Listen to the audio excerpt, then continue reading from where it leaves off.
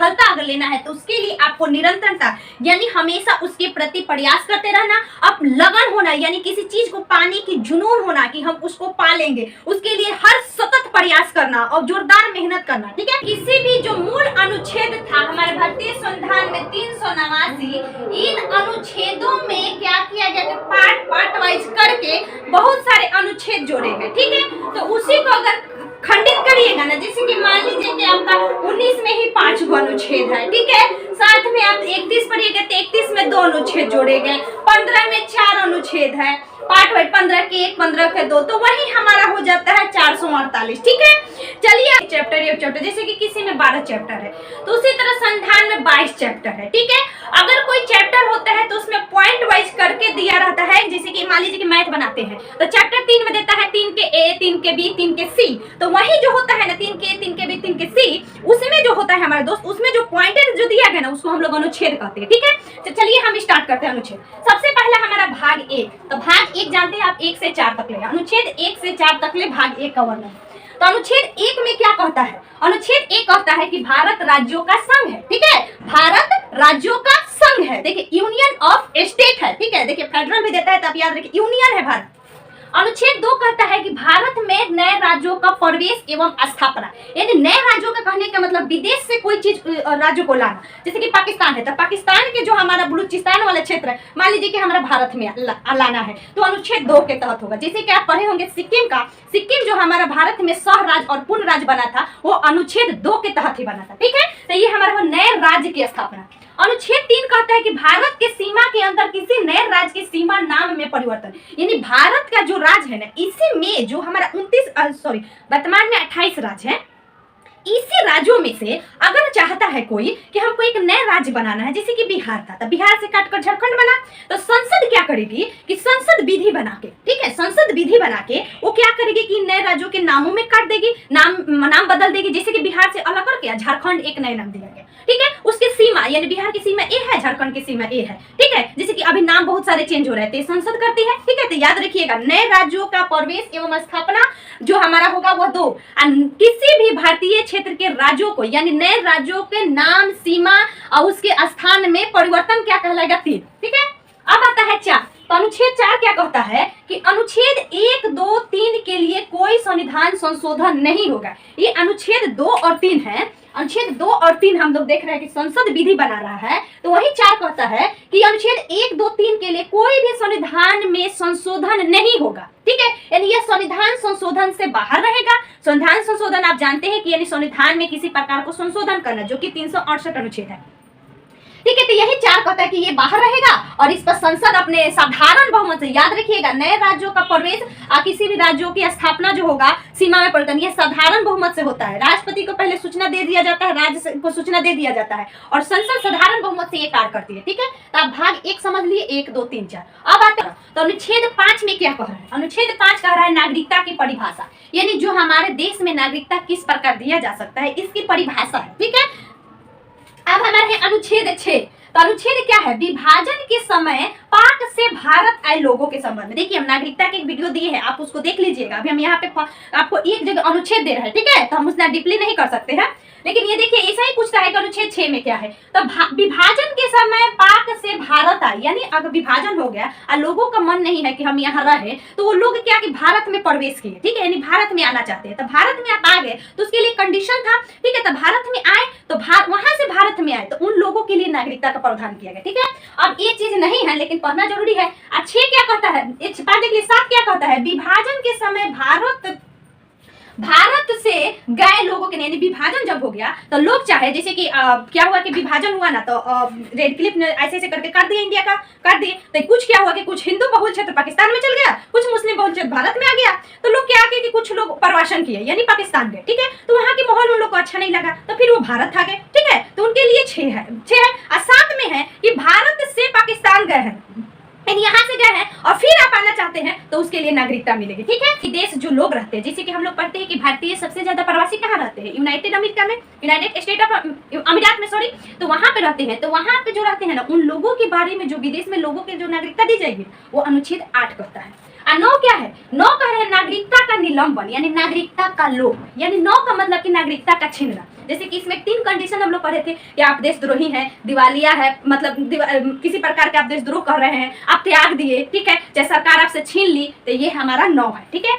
10 क्या है? 10 में नागरिकता का अधिकार, यानी जो नागरिकता के संबंध में विशेष प्रावधान दिए गए हैं ना, ठीक है, नागरिकता के संबंध में जो विशेष प्रावधान है वो आपका 10 है, ठीक है।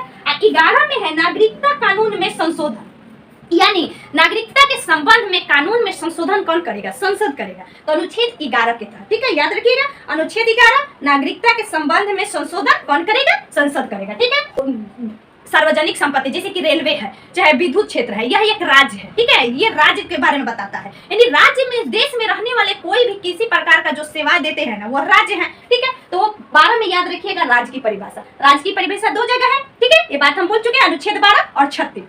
अब अनुच्छेद 13, तो अनुच्छेद 13 में कह रहा है कि है तो जो कानून बनाती है तो वह मौलिक अधिकार को देखते हुए कानून बनाएगी, या साथ में अगर कोई मौलिक अधिकार का कोई भी कानून उल्लंघन करता है, ठीक है, समझिए 13 क्या कहता है कि अगर कोई भी कानून जो संविधान के लागू होने के पहले बना हो, चाहे संविधान के लागू होने के बाद बना हो, ये दोनों कानून अगर मौलिक अधिकार का उल्लंघन करती है तो सर्वोच्च न्यायालय, ठीक है, उसका अल्पीकरण करेगा, ठीक है, यानी सर्वोच्च न्यायालय उसका अल्पीकरण करेगा। कहने का मतलब उसको क्या करेगा? निरस्त भी कर सकता है, शून्य भी कर सकता है, नहीं तो कहेगा कि आप इसमें क्या करिए कि सुधार करिए, क्योंकि यह मूल अधिकार का उल्लंघन है, ठीक है। संसद को भी यह आदेश देगा। तो 13 समझिए 14 से 18, तो 14 से 18 में है विधि के समान संरक्षण एवं समता, यानी कोई भी विधि बन रहा है ना, तो उसके लिए सभी नागरिकों के लिए समान संरक्षण मिलेगा और समान समानता मिलेगा, यानी सबके लिए समान रहेगा, ठीक है।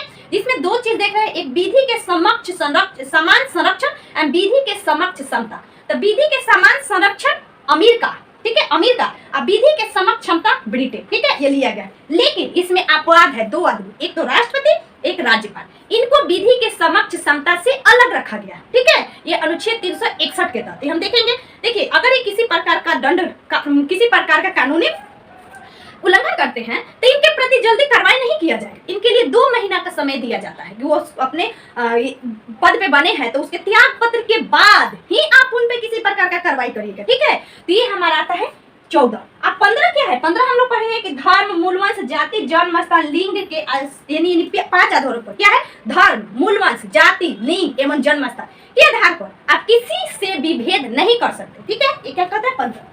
16 क्या कह रहा है? लोक नियोजन के संबंध में संरक्षण, यानी लोक नियोजन यानी किसी प्रकार का कोई वैकेंसी है, किसी प्रकार का कोई सरकारी नौकरी है, तो उसके लिए सबको, यानी किसी प्रकार के नौकरी में सबको समान संरक्षण दिया जाए।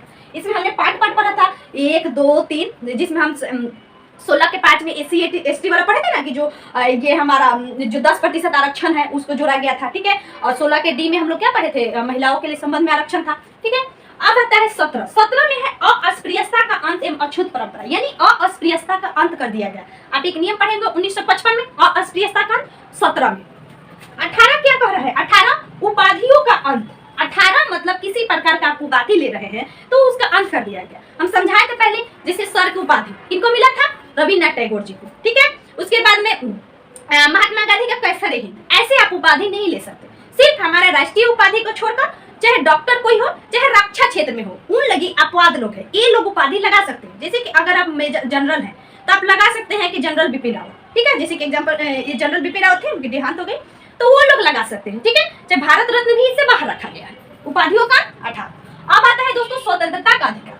तो स्वतंत्रता का अधिकार आप जानते होंगे कि अनुच्छेद 19 से 22, याद रखिएगा, बहुत इंपॉर्टेंट है। स्वतंत्रता 19 से 22, ठीक है। तो अनुच्छेद 19 में क्या है? बोलने की स्वतंत्रता, मीडिया की स्वतंत्रता, झंडा फहराने की स्वतंत्रता, साथ में सूचना का अधिकार। देखिए ये क्वेश्चन पूछा जा चुका है कि सूचना का अधिकार किस अनुच्छेद में आता है, तब याद रखिएगा सूचना का अधिकार हमारा आता है अनुच्छेद 19 में। एक और आता है निजता का अधिकार। तो आदमी सस्पिशन हो जाता है, क्या रे सूचना का अधिकार, निजता का अधिकार, ये दोनों अलग अलग है। तो सूचना का मतलब सूचना कौन देगा? आप दिमाग लगाइए, मीडिया देगा। तो सूचना किस में आ जाएगा? 19 में। इसके साथ साथ इंटरनेट वाला जो आप पढ़े होंगे, इंटरनेट भी 19 में ही आता है, ठीक है। उसका थोड़ा सा जिक्र 21 में भी किया जाएगा। तो याद रखिएगा, बोलने की स्वतंत्रता, मीडिया, झंडा फहराने की स्वतंत्रता अनुच्छेद 19 में, यानी स्वतंत्रता का अधिकार अनुच्छेद 19 में भी 6 प्रकार का। तो पहले बोलना, ठीक है, अनुच्छेद 19 के 1। 2 में शांतिपूर्ण एवं शस्त्र समान, यानी कहीं भी आप यानी किसी स्थान पर शांतिपूर्ण एवं निशस्त्र, यानी किसी प्रकार का शस्त्र न लेकर एकत्रित होने की स्वतंत्रता, 2 कहता है, ठीक है। 19 के सी कहता है संघ एवं सभा बनाने की स्वतंत्रता। अगर आप कहीं एकत्रित हो गए, आपका मन कर रहा है कि हम संघ बनाएं, तो आप बनाइए 19 के सी के तहत, ठीक है। 19 के डी भारत के किसी भी क्षेत्र में घूमने की स्वतंत्रता। अगर आप चाहते हैं कि हम भारत के किसी भी क्षेत्र में जाएं, तो आप 19 के डी के तहत जा सकते हैं। 19 के ई भारत के किसी भी क्षेत्र में बसने की स्वतंत्रता। अगर आप चाहते हैं कि हमको यहाँ रहने का मन है, तब रहिए, ठीक है। 19 के एफ में हमारा 19 के ई हम लोग देखते हैं किसी भी क्षेत्र में एफ संपत्ति का अधिकार, एक संपत्ति का अधिकार जो है निरस्त कर दिया गया। इसको और अनुच्छेद 31 को क्या किया गया, कहां ले गया, 300 क में रखा गया, ठीक है। वो विधिक अधिकार कर दिया गया। 44वां संविधान संशोधन, कौन सा संविधान संशोधन, 44वां संविधान संशोधन 1978 के द्वारा संपत्ति का अधिकार को अनुच्छेद 19 एफ और 31 से हटाकर 300 क में लेके चला गया। कहां चला गया, 300 के 1 में। तो याद रखिएगा एफ हो गया। जी हमारा है दोस्त कारोबार एवं व्यापार करने की स्वतंत्रता। अगर आप चाहते हैं कि हम कारोबार करें, व्यापार करें, तो आप करिए। तो देखिए इसको याद कैसे रखिएगा, हमने समझाया भी था। सबसे पहले अनुच्छेद 19 के 1 कहता है बोलने की स्वतंत्रता, ठीक है। तो अगर आप कहीं बोल रहे हैं तो बोलने की स्वतंत्रता। तो अगर लोग आपसे प्रभावित हो जा रहे हैं, तो आप लोगों को क्या करिएगा, चाहिएगा कि हम अपने, अगर किसी प्रकार का हमको फेमस होना है, तो किसी भी क्षेत्र में लोगों का जो होता है तो वो अपना व्यक्तित्व को प्रदर्शित करते हैं। तो अगर आप किसी प्रकार का, जैसे कि आप पहले देखते होंगे क्या, कोई आंदोलन होता था, जैसे कि दिल्ली में जो आंदोलन चल रहा था, तो उसमें आप देख रहे हैं कि क्या होता है, जैसे अभी कोई भी चल रहा है आंदोलन, तो पहले बोलने की स्वतंत्रता, फिर आप बोलिए, तो फिर सभा क्या करने की, बोलने की स्वतंत्रता, और बोलिए तो किसी को आप करिए कि बिना हथियार शांतिपूर्ण एकत्र होने की स्वतंत्रता, ठीक है। अगर आप एकत्रित हो गए, तो आप चाह रहे हैं कि हम लोग एक साथ है, तो क्यों ना एक जगह बैठ जाए, तो बैठ जाए। तो सभा करने की स्वतंत्रता, यानी हम बैठ के सभा करें, तो 3। डी में अगर सभा हो गई, मान लीजिए कि हम इस क्षेत्र में सभा कर लिए, फिर हमको कहीं जाना है, मतलब हम चाह रहे हैं कि इस राज्य से दूसरे राज्य में जाए, तो अनुच्छेद डी के तहत, ठीक है। यानी पहले बोले, फिर निशस्त्र एकत्रित हुए, ठीक है। उसके बाद सभा बुलाए, सभा बुलाने के बाद हम दूसरे राज्य में गए, ठीक है, यानी कहीं जाने की स्वतंत्रता। फिर राज्य में गए, तो मेरा मन किया कि मैं बस जाऊं, तो अनुच्छेद ई में 19 के ई में बस गए। फिर बसने के बाद क्या हुआ कि हम वहां रहने लगे, तो मेरे पास कुछ पैसा हो गया, तो पैसा हो गया तो आप चाहिएगा कि हम क्या करें, व्यापार करें। तो पैसा तो हटा दिया गया, 19 के हटा दिया गया, लेकिन पैसा है तो वो अलग कर दिया गया, लेकिन पैसा आपके पास है। अब फिर जी कह रहा है क्या करें कि आप व्यापार करिए चाहे कारोबार करिए, ठीक है, याद हो गया। अब 20 है हमारा अपराधों के दोष सीधी के संबंध में संरक्षण, यानी किसी प्रकार का अगर अपराध कर रहे हैं आप, तो आपके लिए 3 प्रकार का संरक्षण दिया गया। पहला कि एक अपराध के लिए 1 दंड मिलेगा, दूसरा का जो उस समय कानून है उसी के तहत आपको दंड मिलेगा। ये नहीं कि अभी हम कुछ उसमें संशोधन करके नए कानून बना दिए तो उसके तहत दंड मिलेगा, ऐसा नहीं है। अगला है कि स्वयं के विरुद्ध न्यायालय में गवाही देने के लिए बाध्य नहीं किया जाएगा, ठीक है। तो इसमें 3 प्रकार का है। तो दोष सीधी के संबंध में संरक्षण, यानी अपराध कर रहे हैं तो दोष हम साबित हो गए, तो उसके लिए 3 हमारा क्या 3 प्रावधान है। उसके बाद 21, 20 के बाद 21 प्राण एवं दैहिक स्वतंत्रता, ठीक है। तो यानी अपराध किए हैं तो आप चाहिए कि मेरा प्राण बचे, ठीक है। तो ये में याद रखिएगा, प्राण एवं दैहिक स्वतंत्रता, ठीक है, यानी जिसको हम लोग व्यक्तिगत स्वतंत्रता भी इसमें आता है, इसमें बोलने की स्वतंत्रता में व्यक्तिगत, ठीक है। तो प्राण एवं दैहिक स्वतंत्रता, जीने की स्वतंत्रता, साथ में निजता का अधिकार। हम बताया था ना कि निजता का अधिकार हमेशा याद रखिएगा, राइट टू प्राइवेसी, ये अनुच्छेद 21 है, ठीक है। साथ में हमारा है पर्यावरण, जैसे एनजीटी का स्थापना। पर्यावरण अगर हम किसी प्रकार का जीने के लिए हमें अच्छे पर्यावरण की आवश्यकता होगी, भोजन की आवश्यकता होगी, अच्छे जल की आवश्यकता होगी, तो अनुच्छेद 21 में है, ठीक है, याद रखिएगा। अनुच्छेद 21 के क, तो देखिए 21 के क क्या किया गया कि 6 से 14 वर्ष के बच्चों के लिए जो अनिवार्य निःशुल्क एवं अनिवार्य शिक्षा, जो भी पेरेंट्स है, जो सरकार है, ये सब क्या मतलब सरकार का जो हमारा मौलिक अधिकार दे दिया गया कि लोगों का मौलिक अधिकार होगा कि 6 से 14 वर्ष के बच्चों के लिए अगर निःशुल्क शिक्षा नहीं मिल रहा है, तो वह कानून मौलिक अधिकार का मतलब क्या हो, हमें नहीं मिला तो हम न्यायालय जाएंगे सीधे, ठीक है। तो ये मौलिक अधिकार में 21 के क में 6 से 14 वर्ष के बच्चों के लिए निःशुल्क एवं अनिवार्य शिक्षा, जो 86वां संविधान संशोधन 2002 के द्वारा जुड़ा गया। अब आता है देखिए 21 के बाद 22 छूट गया, तो 22 में यहाँ लिखे हैं कुछ दशाओं में गिरफ्तारी एवं निरोध के संबंध में संरक्षण, यानी कुछ दशाओं में गिरफ्तारी एवं निरोध के संबंध, यानी कुछ दशाएं हैं, अगर आपको गिरफ्तार कर लिया गया तो इसके लिए भी संरक्षण किया गया। क्या कह रहा है, पहला तो कह रहा है कि हिरासत में लेने का कारण आपको बताना पड़ेगा कि किस कारण आपको हिरासत में लिया गया, यानी गिरफ्तार किया गया। अगला है कि 24 घंटे के अंदर मजिस्ट्रेट के सामने पेश होना होगा, ठीक है, यह 22 के 2 कह रहा है, ठीक है, आने जाने के समय को छोड़कर। 3 है कि अपने मनपसंद के वकील से, आपको अगर मनपसंद के कोई वकील है तो उससे आप सलाह ले सकते हैं, ठीक है। तो 22, तो देखिए हमें समझाए भी थे कि 20 और 22 में सस्पेंशन होता है, तो 20 कैसे याद रखिएगा, सबसे पहले हम तो अपराध करेंगे तभी ना गिरफ्तार होंगे, तो 20 में अपराध, 22 में गिरफ्तार। अब आता है 23, तो देखिए 23 ये हमारा स्वतंत्रता का अधिकार खत्म हुआ। अब हमारा क्या है, शोषण अधिकार जो हमारा 23 से 24 है, शोषण के विरुद्ध अधिकार हमारा 23 से 24 है, ठीक है। मानव तस्करी एवं बलात्कार संबंध में संरक्षण, यानी आप पढ़े होंगे कि बंधुआ मजदूर, ठीक है। तो बंधुआ मजदूर आप समझे होंगे कि वही मानव तस्करी होता था, ठीक है, बंधुआ मजदूर, जिसके आप दास प्रथा पढ़े होंगे अमेरिका में, वो भी बंधुआ इसी में आता है। बलात्कार, ठीक है, ये हमारा 23 में। 24 में क्या है, 14 वर्ष से कम बच्चों के काम खानों में करने पर प्रतिबंध। क्या में 14 वर्ष से कम आयु के अगर बच्चे हैं तो उसका आप किसी प्रकार के जोखिम भरे खानों में काम नहीं दे सकते, ठीक है। तो 24 तो शोषण के विरुद्ध देख लीजिए। अब आता है हमारे दोस्तों धार्मिक स्वतंत्रता का अधिकार। क्या आता है, धार्मिक स्वतंत्रता। तो ये आता है दोस्तों जो हमारे 25 से 28 मोस्ट इंपोर्टेंट। पिछला बार पूछा गया था संस्कृति एवं शैक्षणिक अधिकार, मेंस में पूछ सकता है, ये इंपोर्टेंट है, ठीक है, मोस्ट इंपोर्टेंट है, अनुच्छेद तो लिख लीजिए कि इंपोर्टेंट है। तो 25 में बोल रहा है किसी भी धर्म को मानने की स्वतंत्रता। अगर आप चाहते हैं कि हम कोई धर्म माने तो मानिए, वो आपका है, ये संविधान कर रहा है, मौलिक अधिकार है, ठीक है।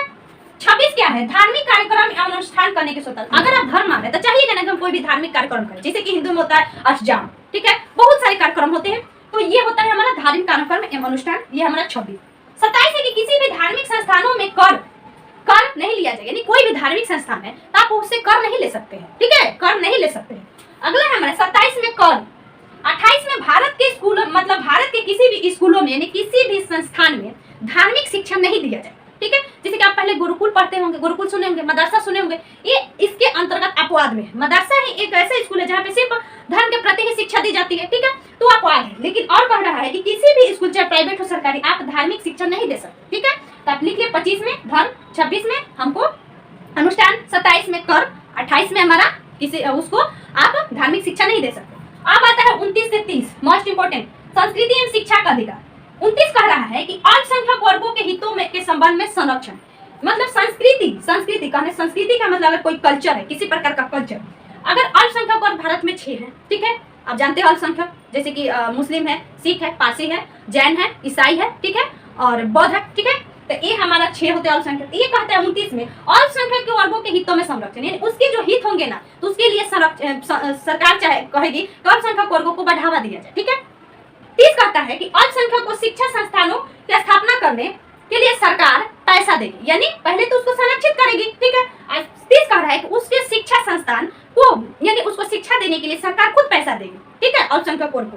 अगला है हमारे दोस्तों 31 हमने देख लिया संपत्ति का अधिकार, जो कि हट गया है, ठीक है, 1976 और अब चला गया कहाँ पे 300 कम।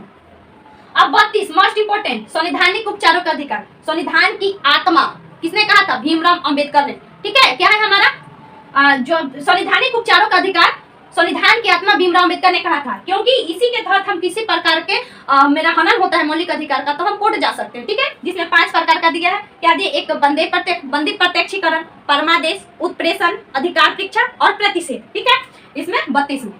33 में क्या है कि पुलिस, मीडिया, गुप्तचर चाहे राजदूत, अगर कोई पुलिस है, मीडिया है, गुप्तचर है, राजदूत है, तो उसके संबंध में संसद उनके जो अधिकार होंगे उसके प्रति कानून बना के सीमित करेगी, ठीक है। अगर कोई पुलिस है तो उसका अगर किसी प्रकार का हनन कर रहा है तो संसद क्या करेगी, कानून बना के उसके अधिकार को कम करेगी, ठीक है। तो ये 33 करता है। 34 याद रखिएगा, पूछा जा चुका है। 34 में मार्शल लॉ है। मार्शल लॉ का मतलब हमने बताया था कि जैसे कि हम लोग को नागरिकों का जो मिलता है उसको सिविल लॉ कहते हैं, जो चुनाव में लगता है उसको हम लोग आचार संहिता कहते हैं, ठीक है। वही है हमारा मार्शल लॉ जो सैनिकों के लिए होता है, ठीक है। तो मार्शल लॉ में है कि अगर कहीं क्षेत्र में मार्शल लॉ लागू हो गया है, तो अगर मार्शल लॉ के कारण किसी भी नागरिक के अधिकार का हनन होता है तो संसद कानून बनाएगी और उस नागरिक के अधिकार की पूर्ति करेगी, ठीक है। यदि मार्शल लॉ से संबंधित जो प्रावधान है वह 34 है, ठीक है। 35 याद रखिएगा कि कुछ बातों पर कानून बनाने की शक्ति संसद को है, जो हम यहाँ पे 33-34 पढ़ रहे हैं ना, इन्हीं के लिए संबंध में आप देखिएगा 33-34, चाहे आप 16 का 2 पढ़े होंगे, 16 का 2 बताई थी, वो 33-34 के संबंध में जो कानून बनाता है ना संसद, वो 35 में दिया गया कि किस प्रकार आप कानून बनाएंगे। आशा करते हुए इधर आपको समझ में आ गया होगा। दोस्त 1 से 2 बार वीडियो देखिएगा, एकदम समझ में आ जाएगा, क्योंकि पॉलिसी करते हैं राज्य के नीति निर्देशक तक। इसमें अनुच्छेद 36 से 51 तक होता है, ठीक है, 36 से 51 तक भाग 4 में। तो 36 क्या कह रहा है, राज्य की परिभाषा, यानी राज्य यानी डीपीएसपी क्या है, राज्यों के लिए प्रावधान दिया गया है, यानी इसके लिए राज्य चाहेगी तो वो कानून बनाएगी, राज्य के प्रति डिपेंड करता है कि वह क्या करती है, ठीक है। तो यह हमारा भाग 4 में है, इसके लिए न्यायालय में हम लोग नहीं जा सकते, ठीक है, ये हम पढ़े हैं। तो यही 36 में राज्य डीपीएसपी के संबंध में राज्य की परिभाषा, यहाँ हम लोग 12 पढ़ रहे थे मौलिक अधिकार के संबंध में राज्य की परिभाषा। 37 हमारा कि डीपीएसपी न्यायालय में परिवर्तनीय नहीं है, यानी राज्य के नीति निर्देशक तत्व न्यायालय में परिवर्तनीय नहीं है, यानी न्यायालय में आप इसको इन्फोर्स नहीं कर सकते। 38 38 हमारा कहता है कि लोक कल्याणकारी राज्य की स्थापना करना। यही तो मुख्य उद्देश्य होता है डीपीएसपी का। ये हम पढ़ाए थे आपको कि डीपीएसपी का मुख्य उद्देश्य क्या है, लोक कल्याणकारी राज्य की स्थापना करना, साथ में सामाजिक जो हमारा सामाजिक एवं आर्थिक न्याय स्थापित करना। ठीक है, सामाजिक राजनीतिक आर्थिक न्याय स्थापित करना, ये हमारा 38 में है। 39 में हमारा कि समान सभी नागरिकों को जीविका का समान संरक्षण उपलब्ध कराना। 39 में 4 है। पहला है हमारा कि सभी नागरिकों को जीविका का समान संरक्षण उपलब्ध कराना। 39 का है कि समान न्याय एवं विधिक सहायता, सभी को समान न्याय एवं विधिक सहायता मिले। 39 का ख है सार्वजनिक धन का स्वामित्व, यानी आप किसी प्रकार का सार्वजनिक धन है तो उसके स्वामित्व से जो बंध है वो 39 के ख, यानी सार्वजनिक धन के संबंध में स्वामित्व 39 ख। ग में हमारा धन का समान वितरण ताकि सार्वजनिक हित हो सके, यानी धन का ऐसे वितरण करना जिससे लोगों का कल्याण हो सके, यह 39 का ग कहता है। 39 का घ सबसे इंपोर्टेंट, सामान्य कार्य के लिए सामान्य वेतन, याद रखिएगा 39 के घ सामान्य कार्य के लिए सामान्य वेतन। 40 सबसे इंपोर्टेंट, स्थानीय स्वशासन पर ग्राम पंचायत की स्थापना, यानी स्थानीय स्तर पर जो ग्राम पंचायत का गठन होता है वो अनुच्छेद 40 के तहत हो। ठीक है।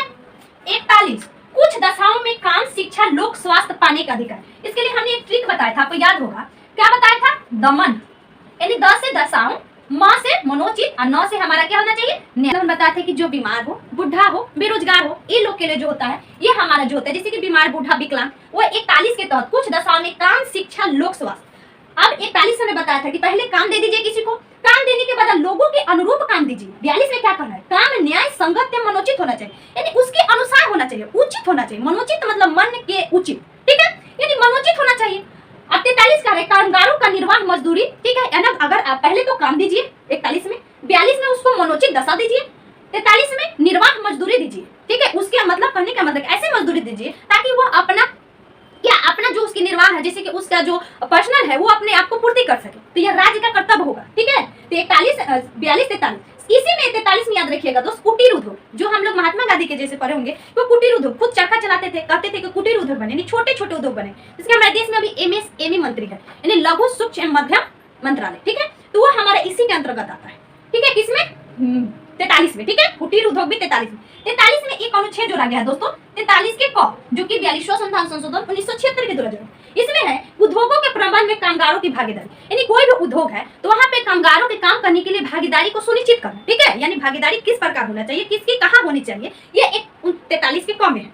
44 में बताया था ना, 44 में 12 बराबर, यानी 4 यानी दोनों बराबर है, तो समान सिविल संहिता किसमें है हमारा, 44 में, समान सिविल संहिता नागरिकों के लिए उपलब्ध कराना। ठीक है, यानी बताया था ना कि समान प्रकार के सभी सुविधा सबको होना, ये 44 कहता है। लेकिन आप जानते होंगे कि एकमात्र राज्य गोवा है, वहां पे समान सिविल संहिता है। और एक और अभी महत्वपूर्ण करेंट है मार्च का कि 44 के तहत उत्तराखंड राज्य ने एक उच्च स्तरीय समिति बनाया, जिसके तहत उसने कहा कि हमारे उच्च स्तरीय समिति राज्य में समान सिविल संहिता का गठन करेगा। ठीक है, तो आप पढ़े होंगे कौन सा, 44 के बारे में। अब आता है दोस्त 45 में आप देखिएगा कि 1 से 6 यानी 0 से 6 वर्ष के बच्चों के लिए, 0 से 6 होता है दोस्तों, 0 से 6 वर्ष के बच्चों के लिए शिक्षा, पोषण एवं उसके लिए अच्छे आहार को उपलब्ध कराना। ठीक है, यानी जो पहले इसमें क्या था 45 में 6 से 14 वर्ष, लेकिन इसको भी क्या किया गया कि 42वें संविधान संशोधन 1976 के दौरान यहाँ से सॉरी दोस्त 6वें संविधान संशोधन 2002 के तहत इसको उठाकर कहाँ ले गया, मौलिक अधिकार में कहाँ रखा गया, 21 के क में। और इसमें कहा गया कि इसको खाली कैसे छोड़ सकते हैं, इसमें रखा गया 0 से 6 वर्ष के लिए। ठीक है, तो 0 से 6 वर्ष के लिए बच्चों को शिक्षा पोषण के लिए संबंध में संरक्षण 86 द्वारा किया गया। ठीक है, याद रखिएगा मोस्ट इंपोर्टेंट। अब आता है दोस्तों 46 अनुच्छेद 46, तो इसमें एससी/एसटी यानी अनुसूचित जाति और अनुसूचित जनजाति यानी शेड्यूल्ड कास्ट और शेड्यूल्ड ट्राइब्स और दुर्बल वर्गों के हितों में संरक्षण, मतलब जो हमारे अनुसूचित जाति है, अनुसूचित जनजाति है और दुर्बल वर्ग है, उनके हितों में संरक्षण के लिए प्रावधान 46 में किया गया, यानी इन लोगों के लिए शिक्षा आर्थिक सहायता देना राज्य का कर्तव्य होगा। ठीक है, क्या कर रहा है 46। 47 है हमारा पोषाहार। ठीक है, जो हम लोग पोषाहार है ना, यानी अच्छे प्रकार की पोषण लेना लोगों के लिए राज्य का क्या होगा, मतलब राज्य का कर्तव्य होना चाहिए कि लोगों के लिए क्या करे, अच्छे पोषण की व्यवस्था करे। ठीक है, तो ये हमारा 47 कर रहा है। इसी में हमारा मध निषेध है, याद रखिएगा मध निषेध किसमें है, इसी में है। देखिए एक हम यहाँ छोड़ दिया 42 में याद रखिएगा प्रसूति भी है, प्रसूति यानी जो डिलीवरी होता है ना औरतों का, ये प्रसूति सहायता भी 42 में है। ठीक है, यानी 42 में मनोचित और 7 में प्रसूति। यहाँ मध निषेध 47 में, जैसे कि मध निषेध का मतलब कि गुटखा होता है, जो ड्रिंक होता है, ये सारा इसी में बंद है मध निषेध। जैसे कि बिहार सरकार ने जो बंद किया तो इसी के तहत बंद किया, उसका कर्तव्य है कि राज्य में ये सब ना हो। ठीक है, 48 है हमारे कृषि एवं पशुपालन एवं दुधारू पशुओं के संवर्धन, यानी इसके लिए कृषि पशुपालन पाले में दुधारी पशुओं के संवर्धन, ठीक है, 48 में कह रहा है। यानी अगर कृषि के लिए, पशुपालन के लिए एवं कोई भी दुधारू पशु है, उसके लिए राज्य का कर्तव्य होगा कि अच्छे प्रकार के कृषि होने के लिए नए नए हमारे क्या तकनीकी विकास, तकनीकी उपबन देना किसानों को, ठीक है, अच्छे बीज उपलब्ध कराना, ठीक है। तो ये हमारा किसमें 48 में। 48 के क दोस्त याद रखिएगा, पर्यावरण एवं वन जीवों के संबंध में संरक्षण, यानी पर्यावरण और वन जीवों के लिए संरक्षण जो होगा वो हमारा होगा क्या होगा 48 के क में। इसको भी जोड़ा गया 42वां के द्वारा, याद रखिएगा, ठीक है। एक और बात जो आप वन जीव जानते होंगे कि वन जीव का संरक्षण क्या है, समवर्ती सूची में है, यानी केंद्र का भी काम होगा, राज्य का भी काम होगा, इसलिए राज्य में भी जोड़ दिया गया है, ठीक है। अब आता है दोस्त 49, राष्ट्रीय महत्व के स्मारकों, स्थानों, वस्तुओं का संरक्षण, यानी राष्ट्रीय महत्व के कोई भी स्मारक है, जैसे कि लाल किला, ठीक है, चाहे वस्तु है, जैसे कि मान लीजिए कि अब हमारा रेलवे है, रेलवे का कोई किसी प्रकार का स्थान है, अगर आप उसको बर्बाद करते तो आपका कर्तव्य, मतलब यदि राज्य का कर्तव्य होगा कि इसका संरक्षण कर, ठीक है। यानी राज्य में अगर किसी लाल किला है कहाँ, दिल्ली में, बिहार में क्या है, गोलघर है, तो बिहार सरकार चाहे तो बिहार सरकार का कर्तव्य है कि गोलघर को बनाए रखे, जो हमारा था उसको और अच्छे से बनाए, ठीक है। तो ये हमारा 49 करता है, ठीक है। 50 क्या कह रहा है, कार्यपालिका का न्यायपालिका से पृथकीकरण, जैसे 44 हमने समान पढ़ा, उसी तरह कार्यपालिका का न्यायपालिका। तो इसमें हमने क्या किया था कि पृथकीकरण का मतलब 50-50 कर दीजिए, यानी सबसे बांट दीजिए, दोनों में आधा आधा बांट दीजिए, तो 50-50, यानी कार्यपालिका यहाँ हो गया, न्यायपालिका यहाँ हो गया, दोनों को अलग कर देना। अनुच्छेद 50 में 51 क्या है, अंतर्राष्ट्रीय शांति एवं सुरक्षा की अभिव्यक्ति, यानी अंतर्राष्ट्रीय शांति एवं सुरक्षा बनाए रखना राज्य का कर्तव्य होगा। उनका कर्तव्य होगा कि विदेशी देशों से हमारा संबंध अच्छा रहे, ठीक है। ये हमारा 51 में है। उसके बाद 51 क में आप लोग मौलिक कर्तव्य 11 थे, जिसके बारे में हम पढ़ा था, जिसको सरदार स्वर्ण सिंह समिति 42वां संविधान संशोधन द्वारा जोड़ा गया। दोस्त आशा करती हूँ आप सभी को बहुत अच्छा लगा होगा। 251 तक ले क्या शुरू हो जाता है, 52 से 151 तक ले भाग 5 शुरू हो जाता है। तो भाग 5 में हमारा संघ है, मतलब संघ का मतलब जो भारत में जो केंद्र है ना, उसमें जो क्रियाकलाप होते हैं, जिस प्रकार के क्रियाकलाप होते हैं, जैसे कि संसद हो गया, लोकसभा हो गया, राज्यसभा हो गया, उपराष्ट्रपति, राष्ट्रपति, बहुत सारे जितने भी महान्यायाधीश, ये सब जितने आ जाएंगे ना जो केंद्र से संबंधित है, वो सारा 52 से 151 के बीच आएंगे। यही इसी के बीच में पढ़ना है। हमने जब भाग पढ़ा था तो उसमें पार्ट वाइज पार्ट करके देखा था, ठीक है। तो आज हम देखने रहे, डायरेक्ट अनुच्छेद पर चलते हैं। पहला हमारा अनुच्छेद 52। आप जानते हैं कि पहले शुरुआत होगा जो भारत के राष्ट्रपति होगा, क्योंकि वह कार्यपालिका का प्रधान होता है और केंद्र का सर्वोच्च व्यक्ति होता है, ठीक है, यानी पहला व्यक्ति होता है। इसलिए जब केंद्र आएगा, यानी संघ जब आएगा, तो सबसे पहले राष्ट्रपति आएंगे।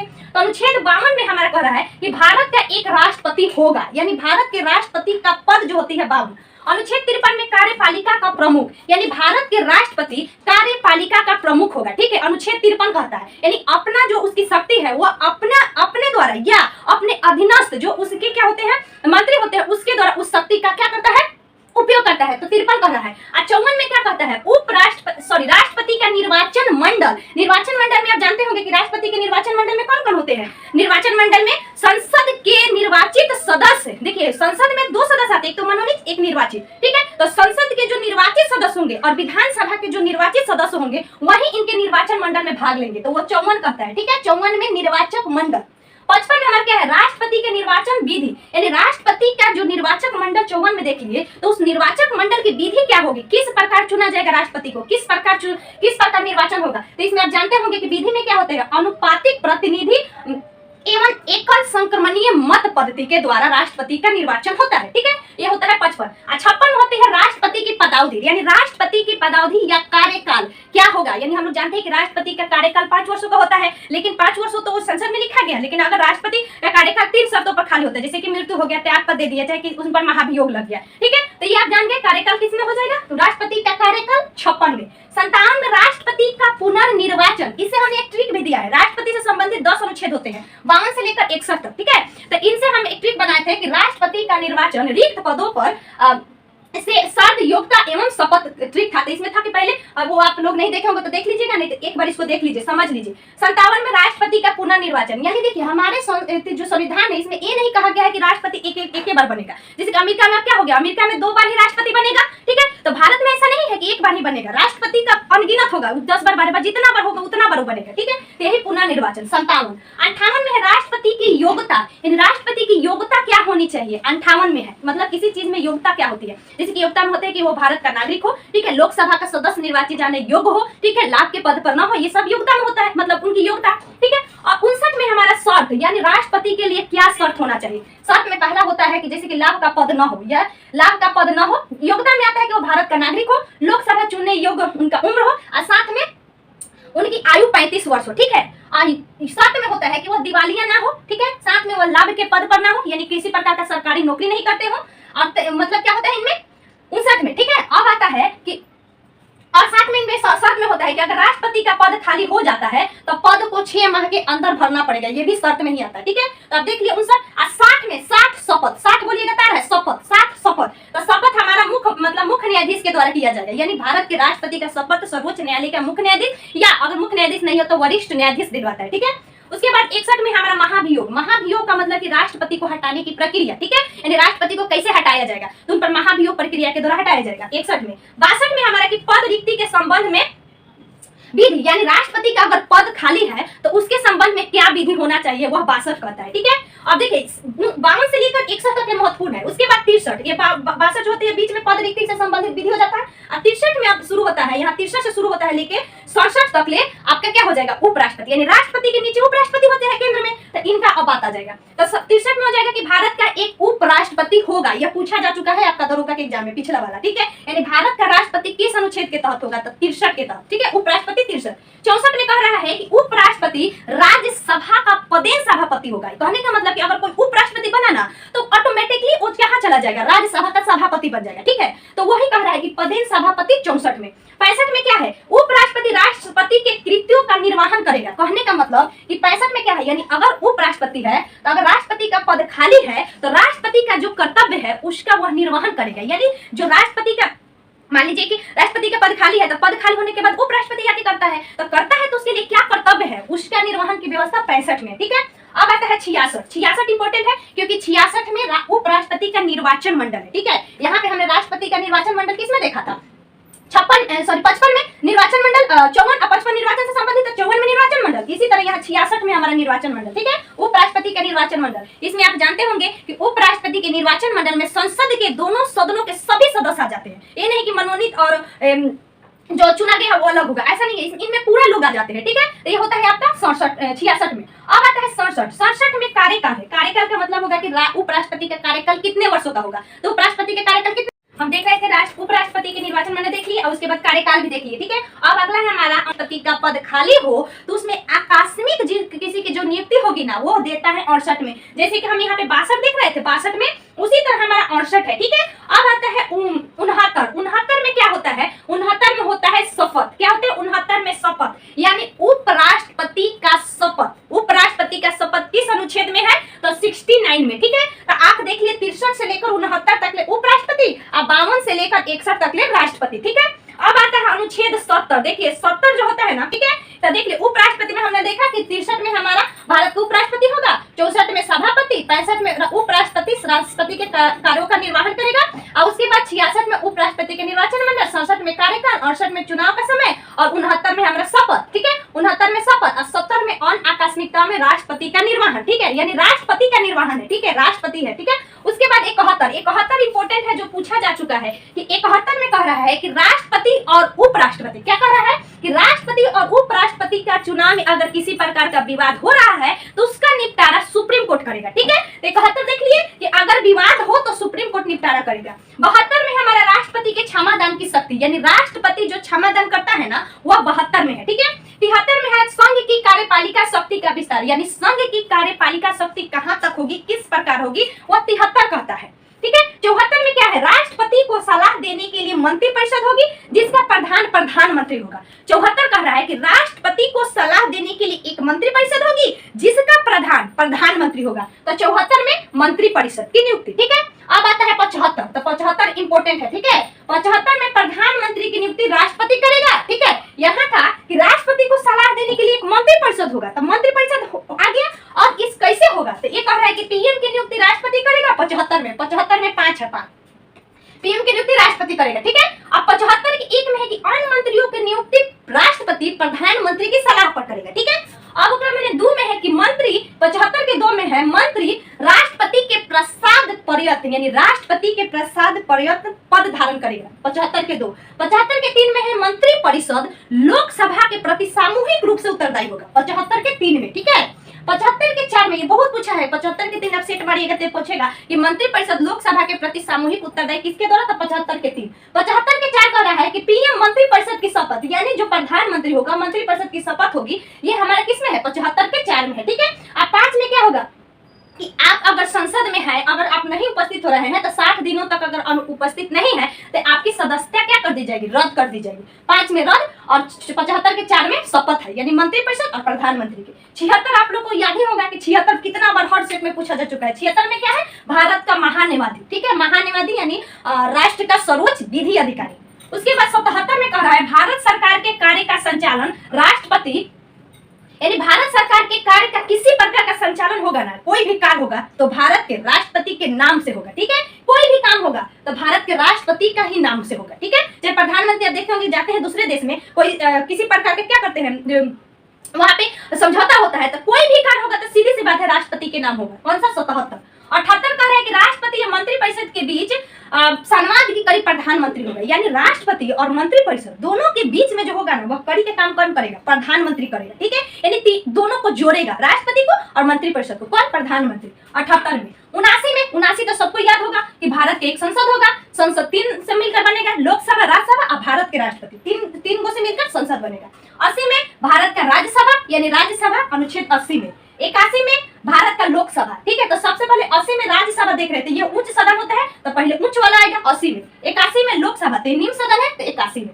उसके बाद 82 में परिसीमन आयोग। परिसीमन आयोग का मतलब आप जानते होंगे कि परिसीमन आयोग वैसा आयोग होता है जो हर जनगणना के बाद, जनगणना 10 वर्षों पर होती है, तो हर जनगणना के बाद वह क्या करती है कि लोकसभा राज्यसभा के सीटों का क्या करती है, बढ़ाती है, ठीक है। यानी जनगणना होने के बाद यानी सीटों का परिसीमन करता है। कौन करता है, ये परिसीमन आयोग करता है 82 के तहत, ठीक है। 83 में हमारा कि लोकसभा का कार्यकाल, यानी लोकसभा का कार्यकाल कितना होगा, तो आप जानते होंगे कि 5 वर्ष होगा, लेकिन अगर जैसे कि देश में आपातकाल लागू हो तो लोकसभा का कार्यकाल 1 वर्ष के लिए बढ़ाया जा सकता है। कौन सा आपातकाल, राष्ट्रीय आपातकाल।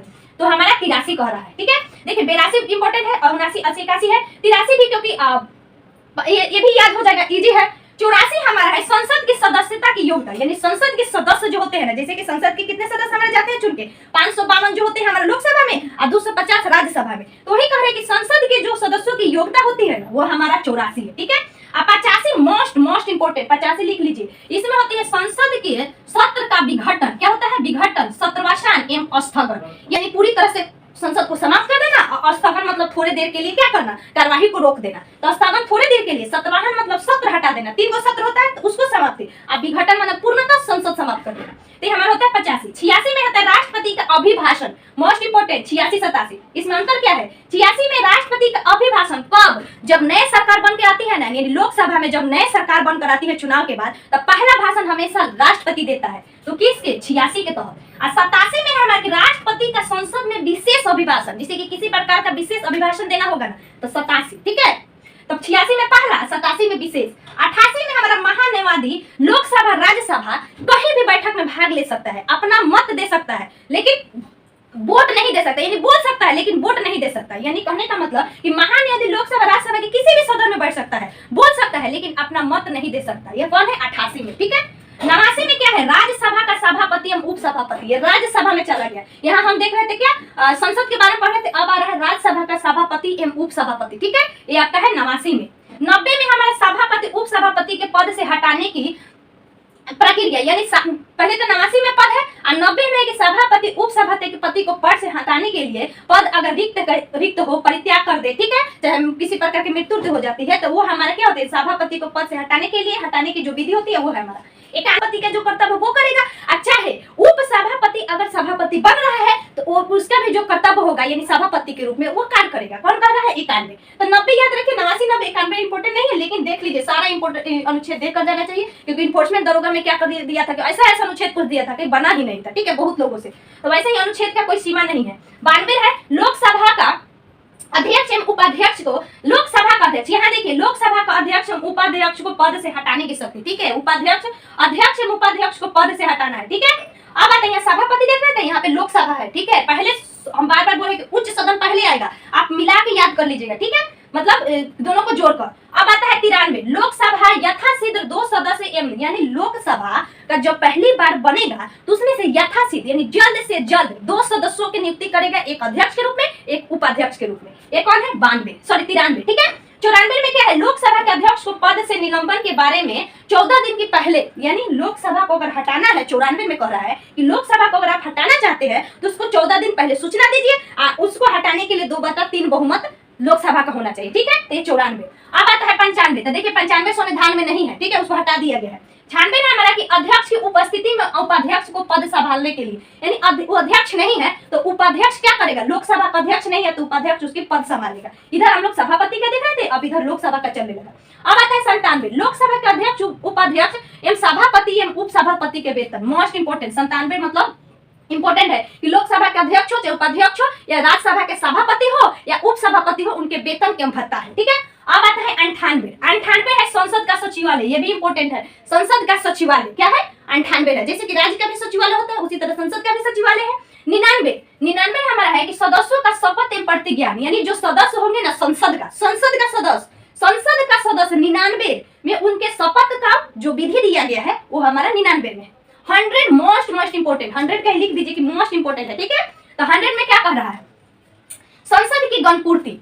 संसद की गणपूर्ति बहुत पूछा गया कि संसद की गणपूर्ति क्या होती है। संसद की गणपूर्ति एक दहाई होता है, 1/10 होता है, ठीक है। यानी लोकसभा का 1/10, राज्यसभा का भी 1/10, यानी लोकसभा में 55 को सदस्य चाहिए, राज्यसभा में 25 को कम से कम सदस्य होना चाहिए, तभी जाके बैठक होगी। तो ये कह रहा है 100 में ही 3 चीज है। 100 के 1 में आप देखिएगा निर्णायक मत, यानी जो अगर दोनों मत बराबर हो जाए, मतलब किसी भी विधेयक पर, तो जो लोकसभा का अध्यक्ष होगा तो वो अपना मत जो देगा ना वो किसके प्रति दे रहा है, वह निर्णायक मत साबित होगा, तभी तो वो कोई विधेयक पारित होगा। तो वही कह रहा है निर्णायक मत 100 के 1 में। उसके अलावा 100 के 2 में हमारा संसद की 60 दिन की अनुपस्थिति होने पर सदस्यता हट जाएगी, जैसे कि हमने यहाँ देखा था। उसके बाद आता है 101 संसद की योग्यता, यानी संसद के सदस्यों की क्या योग्यता होना चाहिए, संसद की यानी लोकसभा राज्यसभा के लिए, ठीक है। तो ये योग्यता कह रहा है, योग्यता में कह रहा है कि भारत का नागरिक हो, ठीक है, नागरिक होना चाहिए, ठीक है, साथ में पागल एवं दिवालिया नहीं होना चाहिए, लाभ के पद पर नहीं होना चाहिए, और 2 वर्ष का मतलब कारावास के लिए किसी प्रकार उनके पास जुर्माना नहीं होना चाहिए, ठीक है। यानी संसद की क्या योग्यता होनी चाहिए, कैसे हटाया जाएगा, ये हमारा क्या है 101 है। और 2 में हमारा क्या है 101 और 2 इसी से रिलेटेड है। 103 हमारा है कि आयोग्य संसद की सदस्यता राष्ट्रपति द्वारा भारत के निर्वाचन आयोग की सलाह पर होगा। 103 भी इंपॉर्टेंट हो जाएगा। क्या कह रहा है कि अगर संसद की योग्यता को यानी अयोग्यता को संसद की जो होगी वह राष्ट्रपति निर्वाचन आयोग के सलाह पर करेगा, ठीक है। यानी वह योग्य है कि योग्य नहीं है, ठीक है। किसमें 103 में। 104 निलंबित सत्र कोई सदस्य सदन में आएगा तो उसको 500 रुपए का जुर्माना लगेगा। जैसे कोई भी सदस्य होता है ना तो उसको क्या कर दिया जाता है, निलंबित कर दिया जाता है, ठीक है। तो अगर वह आ रहा है तो उसको 500 रुपया जुर्माना देना पड़ेगा, नहीं तो कोई भी सदस्य अगर जा रहा है कि हम जाएंगे संसद में तो 500 रुपए देकर आप जाएंगे। तो क्या कर रहा है 104 में, ठीक है। 105 इंपोर्टेंट है, VVI कर लीजिए। 105 मोस्ट इंपोर्टेंट, इसमें संसद के विशेष अधिकार है, यानी संसद में भाषण देने के लिए जो स्वतंत्रता है ना इसी में है, संसद के विशेष अधिकार में ही आता है 105। 106 है संसद के सदस्य के वेतन भत्ता, यानी संसद के जो सदस्य होंगे उनके वेतन एवं भत्ता 106 में है, ठीक है। अब यहाँ से लेकर जो भी आप 117, 18 तक जाइएगा ये सब बिल है, मोस्ट इंपोर्टेंट है। यह इतना इंपोर्टेंट है 107 से लेकर हम 113 देखेंगे। देखिए यह बिल के बारे में है। आप जानते होंगे कि 2 प्रकार का बिल होता है, एक तो सरकारी, एक गैर सरकारी, ठीक है। बिल 2 प्रकार की होती है। तो उसी में जो बिल होती है उसमें आप जानते होंगे कि जो हमारा होती है विधेयक होती है वो 3-4 प्रकार की होती है। क्या होती है, एक तो साधारण विधेयक होता है, ठीक है, यानी एक साधारण विधेयक होता है, एक वित्तीय विधेयक होता है, एक संविधान संशोधन विधेयक होता है, एक अन्य प्रकार के विधेयक होता है, लेकिन ठीक है, लेकिन मुख्यतः हम लोग 3 को जानते हैं, धन विधेयक, वित्त विधेयक, संविधान संशोधन विधेयक, ठीक है। तो ये हमारा जो विधेयक यहाँ से शुरू होता है 107। 107 में क्या है, धन विधेयक को छोड़कर सभी विधेयक साधारण बहुमत से पारित होगा, यानी धन विधेयक को छोड़कर सभी विधेयक जो होगा वो हमारा साधारण विधेयक होगा, और वह साधारण बहुमत से जो हमारे देखते होंगे आपके संविधान संशोधन जो होते धन विधेयक जो होती है हमारा साधारण बहुमत से पास होता है, ठीक है। और अन्य विधेयक जो होगी ना वो हमारा साधारण विधेयक होगा। ये हमारा 107 कह रहा है, यानी धन विधेयक हमारा जो होगा उसके अलावा जो सारे विधेयक होंगे ना वो साधारण विधेयक होंगे। 107। 108 में हो रहा है संयुक्त अधिवेशन, यानी किसी भी विधेयक पर अगर विवाद हो तो राष्ट्रपति 108 के तहत इंपोर्टेंट है 108 के तहत संयुक्त अधिवेशन बुला सकता है, ठीक है। यानी संयुक्त अधिवेशन 108 जो कि आप पढ़ते होंगे 118 के तहत लोकसभा का अध्यक्ष इसका सभापतित्व करता है, ठीक है। अब आता है 109। तो देखिए 109, 110 दोनों धन विधेयक से संबंधित है। 9 में है धन विधेयक को पारित करने की प्रक्रिया कैसी होती है धन विधेयक। जानते होंगे प्रक्रिया पूछ देते 109 क्या होता है प्रक्रिया में। सबसे पहले होता है कि पहले तो राष्ट्रपति से अनुमति लेना पड़ता है। दूसरी होती है कि लोकसभा में सबसे पहले पेश करना पड़ता है, ठीक है, यानी सबसे पहले धन विधेयक लोकसभा में ही जाएगा, ठीक है। इसके अलावा आप जानते होंगे कि इसके लिए आपका प्रक्रिया में क्या होता है कि पारित होने के बाद लोकसभा से वो 14 दिन के लिए राज्यसभा में जाता है। राज्यसभा अगर पारित नहीं करता है तो स्वतः पारित हो जाता है, यही कहता है 109। 110 कह रहा है धन विधेयक की परिभाषा, यानी धन विधेयक कौन सी धन विधेयक, क्या है धन विधेयक, यह परिभाषा धन विधेयक कर रहा है, ठीक है, जिसमें आप जानते हो कि किसी कर को लगाना, हटाना, संशोधन करना, जो नियम बनाना, यह एक प्रकार का धन विधेयक है। यानी जो कोई भी कर होगा ना तो वो धन विधेयक है। भारत सरकार का कर लेना यानी ऋण कहीं से प्राप्त करना दूसरे देशों से, तो वो हमारा भी धन विधेयक है। उसके अलावा संचित निधि में जितने भी धन निकाला जाता है, जितने भी धन रहती है, वो हमारा धन विधेयक है, ठीक है। अब आइए देखिए 11, ये लिख लीजिए इंपोर्टेंट 11, किसी को पता ही नहीं रहता कि 11 क्या है। राष्ट्रपति का वीटो शक्ति यानी अनुमति, किसी भी हमारे विधेयक है उस पर राष्ट्रपति की क्या अनुमति होती है, वो हमारा 111 कहता है। 111 में राष्ट्रपति की वीटो शक्ति, आप जानते होंगे कि 3 प्रकार के वीटो शक्ति राष्ट्रपति को दिया गया है। ऐसे तो 4 प्रकार का होता है, अमेरिका में आप पढ़े होंगे, लेकिन भारत के राष्ट्रपति को 3 है। एक तो अत्यंतिक वीटो, निलंबकारी वीटो, एक जेबी वीटो, ठीक है। एक विशेषकर वीटो जो होती है यह भारत के राष्ट्रपति को नहीं मिलती है। तो 3 वीटो जो आप पढ़े होंगे 111, किसी भी विधेयक को अनुमति दे या न दे, ये हमारे 111। 112 में आप जानते होंगे कि वार्षिक वित्तीय विवरण, जो हमारा बजट है ना, संसद में बजट शब्द कहीं भी उल्लेखित नहीं है, तो बजट शब्द जो है बजट के तहत हमारा वार्षिक वित्तीय विवरण है, ठीक है, वार्षिक वित्तीय विवरण है। अब आता है हमारा 113। 113 में संचित निधि पर अनुमति व्यय करना, ठीक है, यानी राष्ट्रपति के बिना अनुमति से कोई भी विधेयक पारित नहीं होगा। ये हमारा क्या कह रहा है 113, यानी संचित निधि से जो भी धन निकाला जाएगा वो हमारा बिना राष्ट्रपति की अनुमति से पारित नहीं होगा, ठीक है। देखिए ये मोस्ट इंपोर्टेंट है, आप एक बार सुन लीजिए। विनियोग विधेयक, इसका मतलब होता है, विनियोग विधेयक का मतलब होता है कि जब जैसे कि किसी प्रकार का आय और व्यय, किसी प्रकार का खर्च रहता है ना, तो संचित निधि में ही जमा होता है, ठीक है। तो वही कह रहा है विनियोग विधेयक होता है कि अगर किसी प्रकार को पैसा की जरूरत पड़ती है तो संसद एक बिल पारित करके, यही विनियोग विधेयक पारित करके संचित निधि से राष्ट्रपति की अनुमति से कोई भी पैसा को निकालता है, ठीक है। यानी कैसे भी जो हमारे पैसा का काम पड़ेगा, तो यही विनियोग विधेयक को पारित करने के बाद ही हम लोग संचित निधि से पैसा को निकाल सकते हैं, ठीक है। 115 क्या है, 115 में है पूरक, या इसी को हम लोग अनुपूरक जब पारित कर दिया जाता है और संचित निधि से पैसा निकाल लिया जाता है, फिर हमें किसी प्रकार की पैसा की आवश्यकता पड़ती है, तो फिर यही अनुपूरक विधेयक के अतिरिक्त अनुदान विधेयक पारित करके संसद संचित निधि से पैसा निकालती है, ठीक है। तो आप देख रहे हैं 114 में विनियोग, 114 इंपोर्टेंट है, बहुत पूछता है। 115 में पूरक, और उसके बाद आता है हमारा 116, ये भी मोस्ट इंपोर्टेंट है। इसमें होता है लेखानुदान, ठीक है, लेखानुदान या प्रत्यानुदान विधेयक, ठीक है। पर लेखानुदान देखिए, एक तो विनियोग विधेयक होता है, एक अनुपूरक होता है, फिर लेखानुदान होता है। तो लेखानुदान में क्या होता है ना कि जब हमारा बजट नहीं पास हुआ हो, जैसे कि बजट पास होता है, बजट हमारे 3 साल का आंकड़ा होता है, हम लोग 112 में वार्षिक वित्तीय विवरण देखे, तो एक तो जिस साल चल रहा है, इस साल पिछले वर्ष का जो आंकड़ा होता है वो, और आने वाला साल का अनुमान लगाया जाता है, ठीक है। तो वही में हमारा क्या होता है कि जब बजट नहीं आया रहता है तो हमें पैसा की आवश्यकता पड़ती है, तो यही लेखानुदान पारित करके, यानी बजट जब नहीं चल रहा हो तो लेखानुदान को, मतलब बजट पारित नहीं हुआ हो तो लेखानुदान बिल को पारित करने के बाद ही हम लोग को किसी प्रकार की पैसा आवंटित होती है, ठीक है, संसद को। तो ये होता है 116 में लेखानुदान। 114, 115 और 116 मोस्ट इंपोर्टेंट है, ठीक है, ये पूछा भी जा चुका है। उसके बाद आता है 117। तो 117 में वित्तीय विधेयक की चर्चा है। वित्तीय विधेयक का मतलब क्या होता है कि संसद में जितने भी प्रकार के बिल आते हैं ना, जैसे जो पैसा से संबंधित होते हैं, सभी वित्त विधेयक होते हैं, ठीक है। देखिए सभी वित्त विधेयक जो होते हैं वह धन विधेयक नहीं हो सकते, ठीक है, सभी वित्त विधेयक धन विधेयक नहीं हो सकते, लेकिन सभी धन विधेयक वित्त विधेयक हो सकते हैं, ठीक है। तो यही जो वित्त विधेयक की चर्चा है 117 में। 118 जो होती है मोस्ट इंपोर्टेंट है, ठीक है, 118 में होती है संसद की प्रक्रिया, यानी संसद में जो प्रक्रिया चलाई जाती है ना, वह 118 के तहत होती है। 118 में यह पढ़िएगा कि राष्ट्रपति लोकसभा या राज्यसभा की परामर्श लेकर मतलब संसद में जो संयुक्त बैठक होती है ना, उसकी प्रक्रिया का संचालन करती है, ठीक है। यानी प्रक्रिया के संचालन से जो नियम बनते हैं वो हमारा इसी में 118 में है, जिसका संचालन कौन करता है, जो लोकसभा का अध्यक्ष होता है वो करता है। आप जानते होंगे कि अनुच्छेद 108 के तहत संयुक्त अधिवेशन क्या होता है, बुलाया जाता है राष्ट्रपति के द्वारा, लेकिन 118 के तहत अध्यक्षता कौन करता है, लोकसभा का अध्यक्ष। तो आप 18 देख रहे हैं, यानी संसद की प्रक्रिया से संबंधित है। 118 के 4 में देखिए, 118 के 4 पार्ट है, तो 4 में यही है संयुक्त अधिवेशन की अध्यक्षता लोकसभा का अध्यक्ष करेगा, ठीक है। उसके बाद आता है 119। तो देखिए 119 तो हम नहीं देखे, कभी पूछा होगा सेट में प्रीवियस ईयर में, लेकिन 120, 121, 122 आपको मिल जाएगा। तो देखिए 119 में क्या है, संसद में वित्तीय कार्य संबंधी प्रक्रिया का विधि द्वारा विनियमन, यानी संसद में किसी प्रकार का वित्तीय कार्य होगा, ठीक है, तो वो हमारा एक जो विधि दिया गया उसके तहत उसका संचालन किया जाएगा 119 में।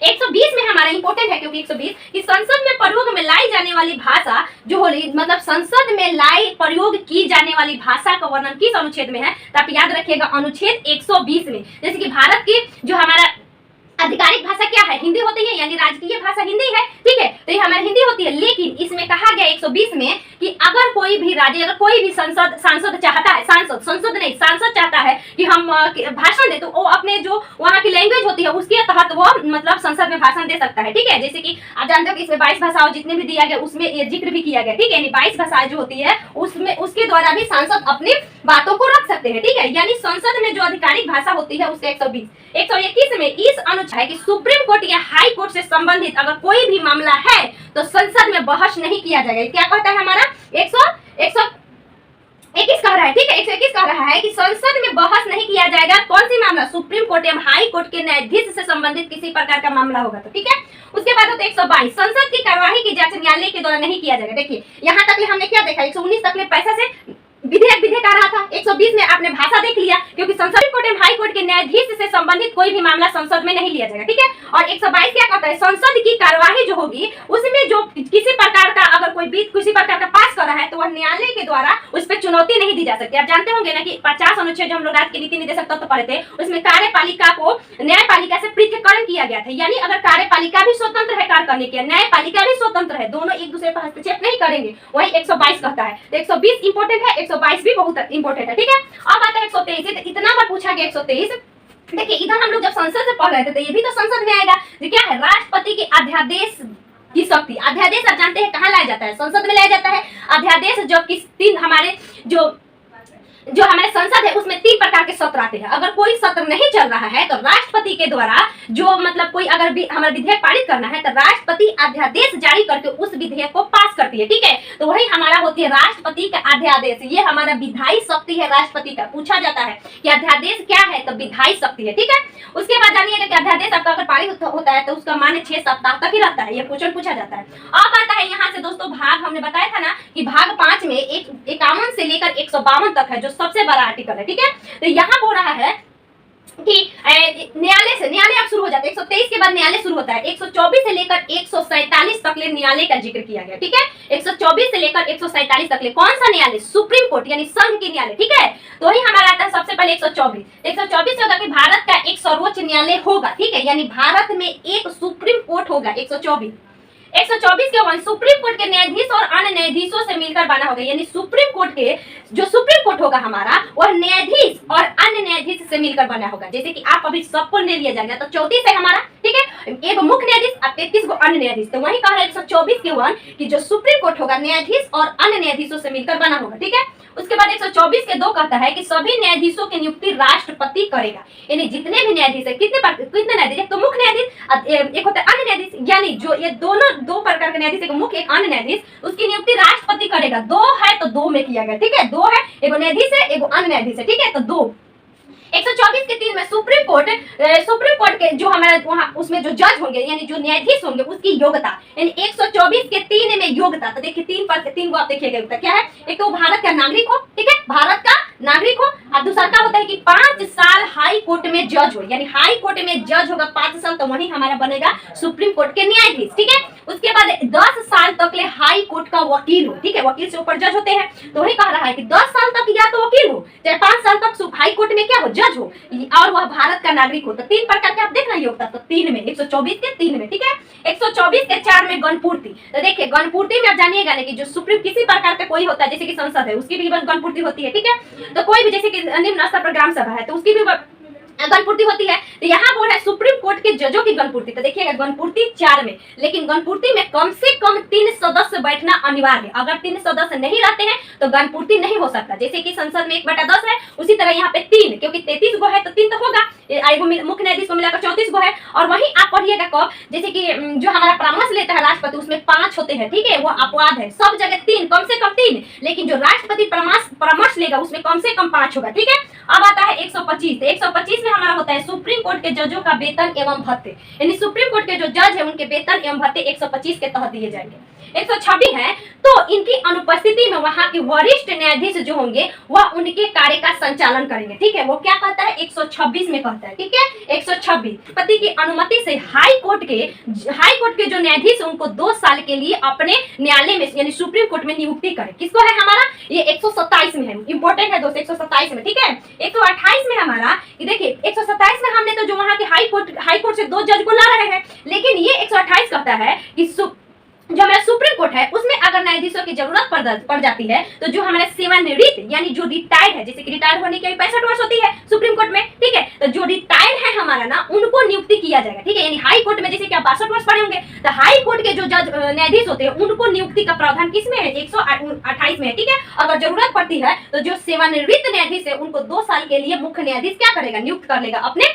सुप्रीम कोर्ट में। 129 देखिए 129 तो बहुत बार पूछा गया है कि इसी के तहत जो हमारा सुप्रीम कोर्ट है वह एक अभिलेखीय न्यायालय। ठीक है, कैसा है अभिलेखीय न्यायालय। देखिए ये हमारा बोल रहा है कि अभिलेख न्यायालय तथा सभी हाई कोर्ट का कर्तव्य होगा कि वह सुप्रीम कोर्ट के निर्णय को माने। देखिए अभिलेखीय न्यायालय का हम लोग जानते हैं ना कि जो सुप्रीम कोर्ट का पास जो अधिकार होता है ना वह क्या करता है ना कि जो निम्न न्यायालय होती है उनके जितने भी कार्य क्षेत्र होते हैं उसको क्या करता है, उसकी जांच करता है। ठीक है, जांच करता है। तो वही हमारे कह रहा है कि अभिलेखीय न्यायालय कौन सा है, सुप्रीम कोर्ट 129 के तहत। इसी में कहा गया है कि अगर किसी प्रकार का न्याय देता है तो वो जितने भी राज्य में हाई कोर्ट है उनको वह निर्णय को मानना अनिवार्य है। ठीक है, तो वही हमारा 129 हो जाता है। अब आते हैं 130 में है कि सुप्रीम कोर्ट सदैव राष्ट्रीय राजधानी एवं राष्ट्रपति कार्यालय के समीप होगा। यानी सुप्रीम कोर्ट जो होगा आप देखिएगा कि जो सुप्रीम कोर्ट है वो हमारा राष्ट्रपति भवन एवं साथ में क्या हमारा राष्ट्रीय राजधानी क्षेत्र में होगा। हमारा राजधानी नई दिल्ली में है। ठीक है, राजधानी नई दिल्ली में है तो वही कह रहा है कि 130 के तहत सुप्रीम कोर्ट हमारा राष्ट्रपति भवन और राजधानी क्षेत्र में स्थित होगा। 130 ठीक है,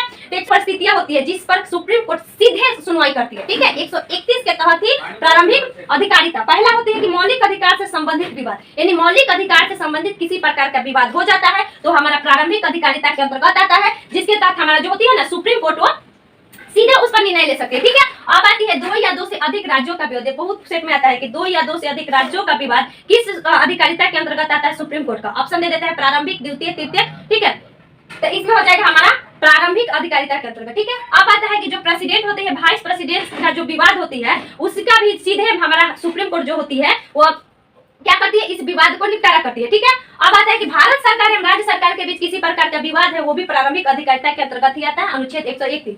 अब आता है 132 में हमारा है अपीलीय अधिकारिता। ठीक है, अपीलीय अधिकारिता यानी सुप्रीम कोर्ट का अधिकार है कि हाई कोर्ट को दिया गया विवाद पर उसका निरीक्षण करे एवं पुनर्विचार करे, जांच करे, चाहे उसको रद्द करे। 132 में है अपीलीय अधिकारिता यानी किसी प्रकार का जो अपील किया गया है यानी सुप्रीम कोर्ट में सुप्रीम कोर्ट का भी अधिकार है कि हाई कोर्ट ने जो न्याय दिया है उसकी जांच करे, उसका निरीक्षण करे, अगर उसके अनुरूप नहीं है तो उसको रद्द कर दे। ठीक है, 133 में है सिविल मामलों में अपील करने का प्रावधान, यानी सिविल मामले तो हम लोग ज्यादा 2 मामले पढ़ते हैं, एगो सिविल मामले एगो हम लोग पढ़ते हैं आपराधिक मामले। ठीक है, तो यह कह रहे 133 में कि सिविल मामलों में अपील करने का प्रावधान सुप्रीम कोर्ट को 133 के था। ठीक है, और 134 में है आपराधिक मामलों से संबंधित जो न्याय निर्णय होती है ना वह 134 में। 136 क्या कह रहा है, 36 कह रहा है कि सुप्रीम कोर्ट अपने विवेकानुसार भारत के राज्य क्षेत्र में किसी न्यायालय अधिकारी द्वारा किसी वाद विवाद पर दिए गए निर्णय आदेश के विरुद्ध अपील करने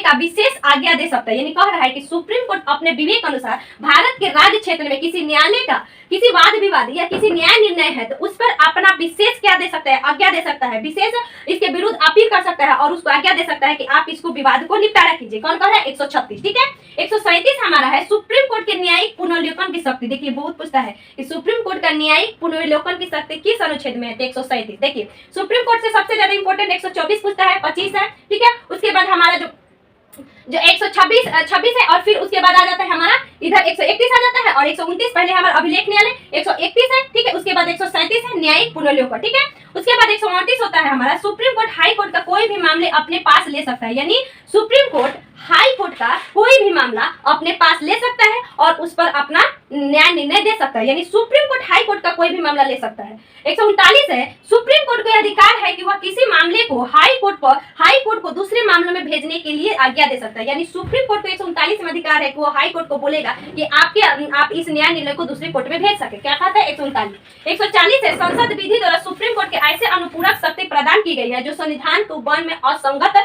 न हो, यानी संसद, देखिए संसद आ गया ना संसद के तहत, यानी संसद विधि द्वारा, यानी संसद विधि बनाकर सुप्रीम कोर्ट को एक ऐसा अधिकार देता है कि मतलब एक ऐसा विधि बनाएगा जो हमारा संविधान के जो अनुरूप जो विधेयक है, मतलब जो विधि है उसको असंगत ना करता है, यानी उसको नहीं काटता हो। ठीक है, तो करिए, क्योंकि बार बार रिवीजन करने के लिए नोट्स ही बहुत जरूरी होता है। ठीक है, तो नोट्स बहुत जरूरी है, अपना खुद का नोट्स होना चाहिए और सभी अनुच्छेद एक जगह मिल रहे हैं तो एक जगह नोट कर लीजिए। ठीक है, पहला हमारा 141, तो देखिए 141 हमारा सुप्रीम कोर्ट चल रहा था, यानी संघ में जो था सबसे अंतिम में सुप्रीम कोर्ट यानी न्यायालय से संबंधित था। ठीक है, तो न्यायालय में हम लोग सुप्रीम कोर्ट से देख रहे थे, तो 141 में है कि सुप्रीम कोर्ट द्वारा घोषित विधि भारत के राज्य क्षेत्र के भीतर ही सभी न्यायालयों में क्या हो गया, आवंटित हो गए। यानी कहने का मतलब अगर सुप्रीम कोर्ट कोई भी न्याय निर्णय देती है तो वह भारत के जो राज्य क्षेत्र है उसमें यह लागू होंगे। ठीक है, 141 142 में है सुप्रीम कोर्ट की पहली न्याय निर्णय मुद्दे सर्वोपरि होगा जब तक कि कोई अन्य न्याय निर्णय नहीं आ जा रहा है। देखिए 142 143 को रिलेट करके पढ़िएगा, कह रहा है कि सुप्रीम कोर्ट का न्याय निर्णय मुद्दे तब तक चलता रहेगा जब तक कि कोई नया निर्णय नहीं आ जाता। यानी अगर सुप्रीम कोर्ट कोई आदेश दे रहा है तो वही चलता रहेगा जब तक कि कोई नया नहीं आता है। वह 142 कह रहा है। 143 क्या कह रहा है, राष्ट्रपति को, मोस्ट इंपोर्टेंट ये इतना पूछा गया है, यानी राष्ट्रपति को सुप्रीम कोर्ट के मुख्य न्यायाधीश से सलाह लेने की शक्ति किसमें है, 143 में। देखिए हम कल भी बताए थे कि राष्ट्रपति की अलग अलग शक्ति होती है, जैसे कि न्यायिक शक्ति होती है, विधायी शक्ति होती है। ठीक है, और जैसे सैन्य शक्ति होती है, सैन्य शक्ति में आप जानते हैं कि तीनों सेनाओं का प्रधान होता है। ठीक है, न्यायिक शक्ति में जो हमारे यही न्यायिक शक्ति में परामर्श लेना मुख्य न्यायाधीश से 143, और देखिएगा विधायी शक्ति में 123 जो कि क्या होती है, अध्यादेश जारी करना, वह विधायी शक्ति है। ठीक है, चलिए आज हम स्टार्ट करते हैं। ये हमारा खत्म हुआ, क्या था, संघ जो था, संघ हमने देख लिया था। अब हमारे यहाँ 144 से देखेंगे। ठीक है, तो 144 में क्या है कि सभी सिविल एवं न्यायिक प्राधिकार उच्चतम न्यायालय की सहायता में कार्य करेगी। यानी जितने भी छोटे छोटे कोर्ट है, जितने भी न्यायिक है, जैसे कि छोटे सिविल न्यायालय है, हाई कोर्ट है, ये सभी सुप्रीम कोर्ट की मदद करेगा। ठीक है, कौन सा कह रहा है, 144। 145 में क्या है, न्यायाधीशों को पद से हटाने की व्यवस्था, ये इंपोर्टेंट है, मोस्ट इंपोर्टेंट हो जाएगा 143 145। ये देखिए 145 में है कि न्यायाधीशों को पद से हटाने की प्रक्रिया, यानी न्यायाधीशों को पद से किस प्रकार हटाया जा सकता है। आप जानते होंगे कि न्यायाधीशों को महाभियोग प्रक्रिया के द्वारा हटाया जाता है। ठीक है, जैसे कि आप कैग को जानिएगा, वो भी महाभियोग प्रक्रिया, राष्ट्रपति महाभियोग प्रक्रिया, साथ में ये हमारा क्या होता है, न्यायाधीश भी महाभियोग प्रक्रिया के द्वारा ही हटते हैं। ठीक है, तो यही बोल रहा है कि न्यायाधीशों को पद से हटाने की जो व्यवस्था दिया गया है वो हमारे 145 है। 146 है कि सुप्रीम कोर्ट के सभी भर्ती या मुख्य न्यायाधीश की सलाह पर होगी। यानी सुप्रीम कोर्ट में जो भी कोई भी प्रकार का उसमें आवश्यक है, बहुत सारे भर्ती आते हैं, तो कोई भी अगर भर्ती प्रक्रिया है तो वह सुप्रीम कोर्ट के मुख्य न्यायाधीश की सलाह के अनुसार ही होगा। ठीक है, तो 143 हम बताए थे कि इंपोर्टेंट है, क्या था, राष्ट्रपति को परामर्श लेना सुप्रीम कोर्ट के मुख्य न्यायाधीश से। 144 में आपने क्या देखा था कि 144 जो अनुच्छेद है उसमें सभी जो छोटे छोटे न्यायालय होंगे वो सभी सुप्रीम कोर्ट की मदद करेगा। 145 इंपोर्टेंट था, महाभियोग, यानी सुप्रीम कोर्ट के जो न्यायाधीश होंगे उनको महाभियोग प्रक्रिया के द्वारा हटाया जाएगा। ठीक है, और 146 में हमने देखा था कि सुप्रीम कोर्ट जो होगा सभी प्रक्रियाएं जो भर्ती की प्रक्रियाएं होगी मतलब सुप्रीम कोर्ट में, वह मुख्य न्यायाधीश की सलाह पर होगा। ठीक है, अब आता है, ये भी इंपॉर्टेंट है 148। देखिए 48 तो मोस्ट इंपॉर्टेंट है, ये लिख लीजिएगा, क्योंकि भारत का नियंत्रण एवं महालेखा परीक्षक की नियुक्ति भारत के राष्ट्रपति करेगा। यह 148 कर रहा है, भारत के नियंत्रण एवं महालेखा परीक्षक की नियुक्ति भारत के राष्ट्रपति करता है। ठीक है, यह जो आप जानते हैं कि नियंत्रण एवं महालेखा परीक्षक जो होती है वो हमारा जो देश में लेखा जोखा जितना होता है ना उसका क्या करती है, निरीक्षण करती है। ठीक है, यानी उसको जांच पड़ताल करती है। यह एक संवैधानिक संस्था है। ठीक है, नियंत्रण एवं महालेखा परीक्षक संवैधानिक संस्था है। यह राज्यों का भी जांच करती है और केंद्र का भी जांच करती है। ठीक है, इसका नियुक्ति राष्ट्रपति करेगा और साथ में इसका जो होगा कार्यकाल 6 वर्ष या 65 वर्ष होगा, यानी जो पहले पूरा हो जाए। ठीक है, उसके अलावा इसकी शपथ कौन दिलाएगा, भारत के राष्ट्रपति दिलाएंगे। फिर उसके बाद रिटायर के बाद किसी भी सरकारी नौकरी यानी लाभ के पद धारण नहीं कर सकते हैं। आप रिटायर हो गए तो कोई भी प्राइवेट जॉब कीजिए, उससे कोई फर्क नहीं पड़ता है। ठीक है, तो ये 148 देख लिया, नियुक्ति हो जाएगा। 149 जो है हमारा, केंद्र एवं राज्यों के अधीन किसी भी प्रकार का लेखा जोखा जो होती है वो हम कौन करता है, कैग करता है। ये हम बता दिए। 148 में कैग यानी नियंत्रण एवं महालेखा परीक्षक यानी कंट्रोलर एंड ऑडिटर जनरल। ठीक है, और होता है 149 में केंद्र एवं राज्यों की जो लेखा परीक्षक होती है उसका जांच करना। 150 में होती है केंद्र एवं राज्य की लेखा जोखा राष्ट्रपति कैग की मदद से के द्वारा ही करेगा। यानी कह रहा है कि केंद्र एवं राज्यों की जो लेखा जोखा होगा वह कैग राष्ट्रपति की मदद से करेगा। ठीक है, यानी कुछ भी करेगा अगर राष्ट्रपति के पास रिपोर्ट जाता है तो वह कैग की मदद से ही जाएगा। ठीक है, 151 क्या है, यह मोस्ट इंपोर्टेंट है, ये 51 भी पूछा जा चुका है। 148 में क्या है, 151 पूछा जा चुका है। क्या है, रिपोर्ट राष्ट्रपति एवं राज्यपाल के समक्ष पेश किया जाएगा। यानी जो भी ये जांच पड़ताल करेगा कैग, यानी जितने भी लेखा जोखा है, जैसे कि संचित निधि से जो धन निकला, ठीक है, आकस्मिक निधि से जो धन निकला, उसके संबंध में जो लेखा जोखा परीक्षा करता है वो 151 में, और वह राष्ट्रपति और राज्य के राज्यपाल के समक्ष पेश करता है। ठीक है, उसके अलावा बात है दोस्तों मोस्ट इंपोर्टेंट, अब याद रखिएगा हमने भाग 5 खत्म कर दिया जो भारतीय संविधान का सबसे बड़ा भाग था 52 से लेकर 151 तक में। अब आ रहा है भारतीय संविधान का दूसरा सबसे बड़ा भाग, भाग 6, जो 152 से लेकर 236 तक है। ठीक है, तो देखिए यह था, ठीक है, यानी जो भाग 5 में था संघ जो था उसमें राष्ट्रपति पहले आ रहा था, सीधी सी बात है राज्य आ जाएगा। भाग 6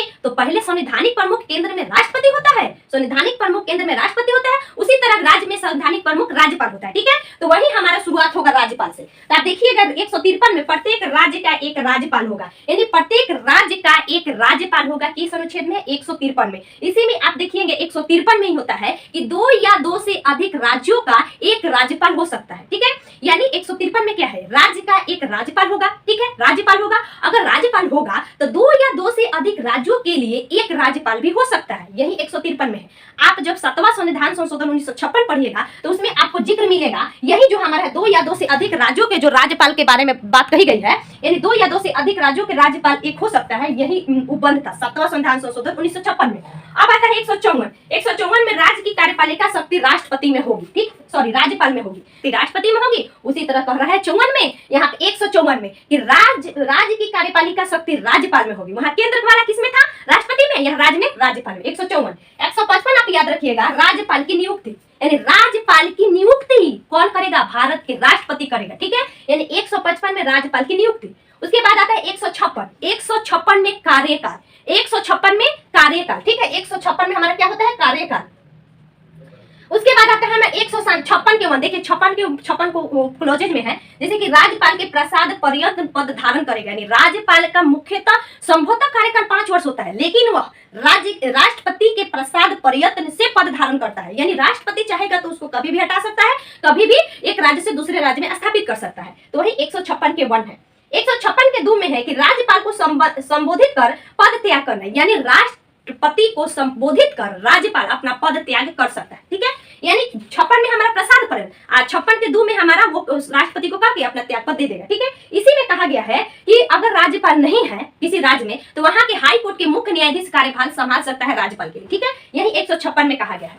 156 के 3 में कहा गया है कि नए राज्यपाल की नियुक्ति तक बना रहना, यानी 156 के 3 कह रहा है कि अगर राज्य में नए राज्यपाल की नियुक्ति नहीं हो रही है तो वह राज्यपाल जो वहां पे है उसका कार्यकाल समाप्त हो गया है, फिर भी वह कार्यकाल तब तक बना रहेगा जब तक कि नया राज्यपाल नहीं आ जाता, यानी राज्य का राज्यपाल तब तक पद पर रहेगा जब तक कि नया राज्यपाल नहीं आ जाता है। ठीक है, 156 के 3। अब आता है 157। ठीक है, देखिए 156 में हमने चार बातें देखा, एक तो इनका कार्यकाल मतलब लगभग 5 वर्ष, 56 के 1 में राष्ट्रपति के प्रसाद पर्यंत पद धारण करेगा, 56 के 2 में राज्यपाल राष्ट्रपति को संबोधित कर अपना त्यागपत्र दे देगा, 56 के 3 में नए राज्यपाल की नियुक्ति नहीं होता है तब तक वह राज्यपाल उसका कार्यकाल खत्म होने के बावजूद भी वह अपने पद पर रहेगा। ठीक है, 157 इसमें अर्हता या योग्यता है, यानी राज्यपाल बनने के लिए आपके पास क्या योग्यता होना चाहिए। 157 पहला आप तो हमेशा जानते हैं कि भारत के नागरिक हो, दूसरा 35 वर्ष की आयु पूर्ण हो। ठीक है, और तीसरा का होता है कि वह जन्म से भारत का नागरिक नहीं हो, ऐसा कहीं नहीं कहा गया है कि वह जन्म से भारत का नागरिक हो, सिर्फ भारत की नागरिकता प्राप्त होनी चाहिए। आप पढ़े होंगे नागरिकता में 5 तरह की नागरिकता प्राप्त थी, तो अगर कोई भी व्यक्ति नागरिकता प्राप्त कर चुका है तो वह कोई भी संवैधानिक पद पर कार्यरत हो सकता है। ठीक है,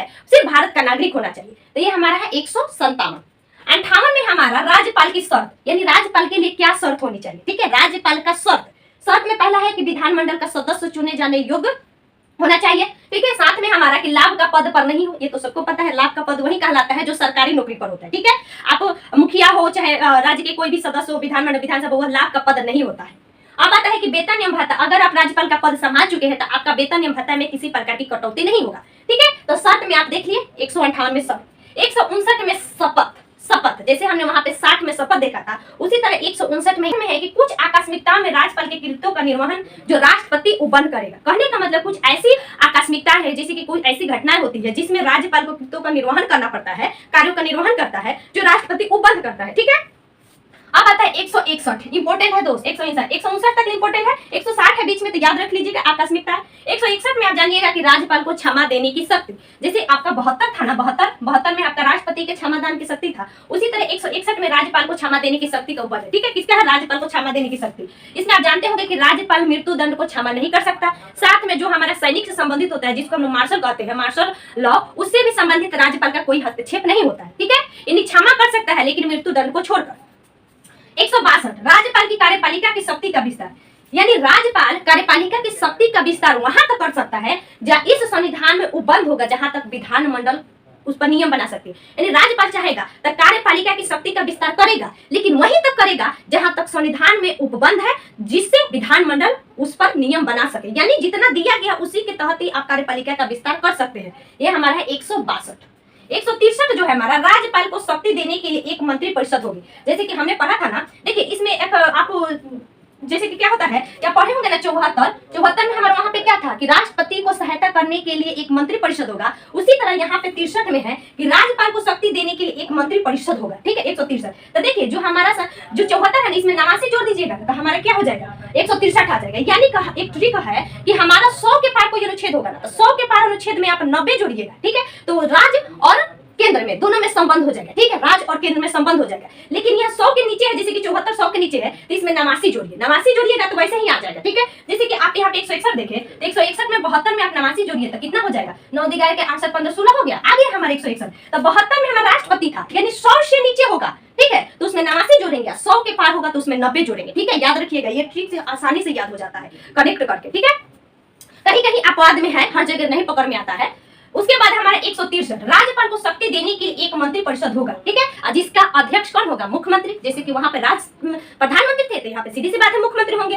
अगला है 164, सीएम की नियुक्ति राज्यपाल करेगा, यानी राज्य के सीएम की नियुक्ति राज्यपाल करेगा 164 के तहत। ठीक है, 165 मोस्ट इंपोर्टेंट, 64 65 इंपोर्टेंट है। 65 में है राज्यपाल का राज्य का महाधिवक्ता, एडवोकेट जनरल। जैसे कि हमने वहां पे पढ़ा था अटॉर्नी जनरल, केंद्र का महानिवादी, उसी तरह राज्य का महाधिवक्ता होती है, जो राज्य का सबसे बड़ा विधि अधिकारी होती है। वो संसद की, वो राज्य के जो भी सदन है, उस किसी भी सदन में बैठ सकता है, बोल सकता है, लेकिन अपना मत, मतलब कहने का मतलब कि बहुमत नहीं दे सकता है। वही बात है वहां पे, जैसे कि केंद्र में महानिवादी था, यहाँ पे महाधिवक्ता है। इसकी कार्यकाल आप जानते हैं कि 65 वर्ष, 6 वर्ष से 65 वर्ष होती है। आपको कहेगी 62 वर्ष भी देगा। ठीक है, यह हाई कोर्ट के मुख्य न्यायाधीश की योग्यता के, और जितनी उसकी योग्यता होती है उसी तरह इनकी भी योग्यता होती है, का संचालन किया जाएगा, वो हमारे 166 में। ठीक है, उसके बाद आता है 167, राज्यपाल को जानकारी देने के लिए सीएम का कर्तव्य। जैसे कि हमने वहां पे देखा था 78 में कि राष्ट्रपति को और मंत्रिपरिषद को जोड़ने के लिए एक योजक करी प्रधानमंत्री होता है 78 के तहत। यहाँ पे आप 167 देख रहे हैं कि राज्यपाल को जानकारी देने के लिए सीएम का कर्तव्य होगा कि क्या हो रहा है सदन में, आप वो सभी जानकारी राज्यपाल को देंगे। 168 में है राज्य का विधानमंडल। देखिए 68 69 70 71 मोस्ट इंपोर्टेंट, ये लिख लीजिए 68 69 70 71। 68 में राज्य का विधानमंडल, आप जानते होंगे कि राज्य का विधानमंडल में 3 से बना होता है, एक तो विधानसभा, दूसरा का विधान परिषद और तीसरा का हमारा राज्यपाल। जिस राज्य में विधान परिषद होगा वो हमारा विधानमंडल में शामिल होगा, जिस राज्य में विधान परिषद नहीं होगा वो हमारा विधानमंडल में शामिल नहीं होगा। यानी 6 राज्यों में हमारा विधान परिषद है। ठीक है, जैसे कि बिहार है तो बिहार में विधान परिषद है, तो इसमें हमारा विधानमंडल में शामिल होगा। जहां पे नहीं है वहां पे सिर्फ विधानसभा और दूसरा का राज्यपाल। तो 168 में राज्य की विधानमंडल। 169 में संसद का अधिकार है कि किसी राज्य के विधान परिषद का सृजन करे या उसका विघटन करे। देखिए 169 और 171 बहुत कंफ्यूजन होता है, लेकिन याद रखिएगा कि राज्य मतलब संसद से जिक्र होगा ना, यानी संसद का अधिकार होगा कि वह राज्य का क्या करे, गठन करे और राज्य का विघटन करे, यानी राज्य को तोड़े। वो हमारा 169 में है, ये हमारा साधारण बहुमत से होता है। ठीक है, उसके बाद 170 विधानसभा की संरचना, यानी राज्य में जो विधानसभा होता है उसकी संरचना 170। जैसे कि आप जानते हो कि विधानसभा को ही हम लोग निम्न सदन कहते हैं। ये हमारा बहुमत वाला भी सदन होती है। इसमें न्यूनतम सदस्य 60 होते हैं, अधिकतम 500 होती है। लेकिन कुछ अपवाद में है, जैसे कि गोवा में 40 गो है, आप सिक्किम में भी देखिएगा तो 32 गो ही है। ठीक है, तो ये सब अपवाद वाले हैं, लेकिन विधानमंडल का जी 170। 171 में विधान परिषद की संरचना, देखिए विधान परिषद को उतनी वरीयता नहीं दिया जाता है राज्य में, इसलिए विधान परिषद को विधानसभा से नीचे रखा जाता है। वहां आप पढ़िएगा केंद्र में कि जो हमारा राज्यसभा है वो 80 में, अब विधानसभा है 81 में, यानी पहले राज्यसभा तब विधानसभा, पहले राज्यसभा तब विधानसभा। लेकिन केंद्र में क्या होता है कि पहले विधानसभा तब विधान परिषद। ठीक है, पहले विधानसभा 170 और 171 में विधान परिषद, 169 में संसद उसका गठन करेगा या मतलब सृजन करेगा, ये उसकी समाप्ति करेगा 169। लेकिन 171 में क्या है, हमारे विधान परिषद की संरचना, यानी राज्य में जो होती है उसकी। उसके बाद 172 में राज्य की विधानमंडल का कार्यकाल, यानी राज्य के विधानमंडल का कार्यकाल जो होती है, आप जानते हो कि विधानसभा का कार्यकाल कितना होती है, 5 वर्ष होती है। ठीक है, 5 वर्ष होती है। और जो हमारा विधान परिषद है उसकी 6 वर्ष होती है, ठीक है। लेकिन विधान परिषद हमारा अस्थायी सदन है और विधान सभा जो हमारा अस्थायी सदन है, तो उसको क्या होता है कि आपातकाल के दौरान विधानसभा का जो कार्यकाल होता है 1 वर्ष के लिए बढ़ाया जा सकता है। लेकिन यहाँ पूछ रहा है कि विधानमंडल का कार्यकाल सामान्यतः विधानसभा का 5 वर्ष, विधान परिषद का 6 वर्ष, तो वो हमारा 173 में हमारा विधानसभा के सदस्यों की योग्यता, यानी विधानसभा के जितने भी सदस्य चुने जाते हैं, जैसे कि बिहार में 243 गो है, उनकी क्या योग्यता होनी चाहिए उसके बारे में जिक्र 173 में है। 174 में विधानसभा का सत्रवासन विघटन स्थगन जो हमारा होती है 174 में। आप केंद्र में पढ़े थे ना 85, केंद्र में 85, तो 85 में 89 जोड़िए तो 9 5 14 के 4 8 16 174 आ रहा है, तो सीधी सी आ गया 174 में। 85 में हमारा था लोकसभा का गठन सत्रवासन विघटन या जो हमारा था उसका स्थगन। उसी तरह हमारा 174 में विधानसभा का जो हमारा होता है सत्रवासन विघटन एवं स्थगन, वो हमारा 174 में। 175 में हमारा सदन एवं सदनों में अधिभाषण का संदेश राज्यपाल देगा, यानी राज्यपाल सदन में अपना अभिभाषण देगा, यानी भाषण देगा, यानी राज्यों के जो सदस्य होंगे उनको सूचित करेगा, वो 175 में है, ठीक है दोस्त। आगे हम 176 के बाद 175 से लेकर और जो भाग 6 में टोटल जितने पढ़ते हैं, भाग 6 में आप जानते हैं कि कहां से कहां तक थे, 152 से लेकर 237 तक थे, ठीक है। आज हम समझेंगे भी कि किस प्रकार कौन सा अनुच्छेद प्रयोग बैठ रहा है और दोनों को कनेक्ट करके याद करेंगे, ठीक है। और हम देखिए इधर तो हमारा बैठता है जो हमने ट्रिक बताया था कि क्या करिए कि आप जो 100 से नीचे है उसमें 89 जोड़ दीजिए, ठीक है, और जो 100 के ऊपर उसमें 90 जोड़ दीजिए, तो वो राज्य और केंद्र में क्या हो जाएगा, संबंध सेम हो जाएगा, ठीक है। लेकिन कहीं कहीं आपको याद है, ये बात हम पहले भी कहे हैं। चलिए हम स्टार्ट करते हैं। हमारा सबसे पहले हमारा क्या हो जा रहा है कि सदन 175 कह रहा है, 175 में सदन या सदनों में अभिभाषण का और संदेश भेजने का अधिकार राज्यपाल को, यानी सदन में जो अभिभाषण भेजा जाता है वह राज्यपाल का जो अधिकार होता है वह 175 के तहत होता है, ठीक है। उसके बाद 176 में है नए सरकार या नए वर्ष के प्रथम सत्र में राज्यपाल का विशेष अभिभाषण, जैसे कि हमने वहां देखा था 87 में कि जो हमारा विशेष अभिभाषण था किसका, 87, जैसे कि मान लीजिए कि 87 में आप 89 जोड़िएगा, 87 में 89 जोड़िएगा तो 176 हो जाएगा। तो 87 में हमने देखा था कि जब लोकसभा का प्रथम सत्र चल रहा हो तो उसमें राष्ट्रपति का पहला अभिभाषण संबोधित किया जाता है। उसी तरह जब राज्य में विधानमंडल का मतलब विधानसभा जब स्टार्ट होता है तो उसमें राज्यपाल जो प्रथम जैसे जब सदन स्टार्ट होता है तो प्रथम अभिभाषण कौन देता है, राज्यपाल देता है, तो 176 के तहत यहाँ दोनों कनेक्ट हो जा रहा है, ठीक है।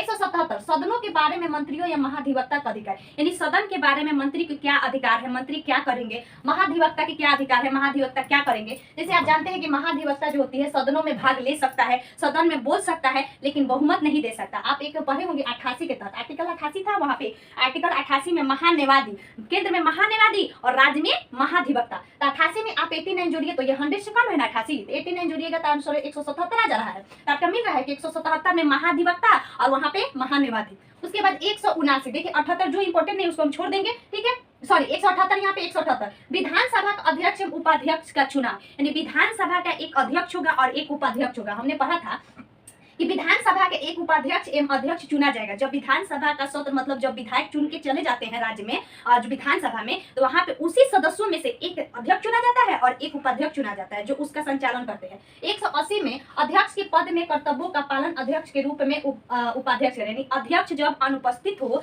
मतलब अध्यक्ष न हो तो उपाध्यक्ष उसके कर्तव्यों का पालन करेगा। किसमें, 180 में। 179 हम छोड़ दिए हैं, 79 में अध्यक्ष एवं उपाध्यक्ष का पद रिक्त होना एवं पद से हटाया जाना, यानी अध्यक्ष पहले तो 178 में एक अध्यक्ष उपाध्यक्ष होगा, फिर उसके बाद में अध्यक्ष एवं उपाध्यक्ष को कैसे हटाया जाएगा 179 में।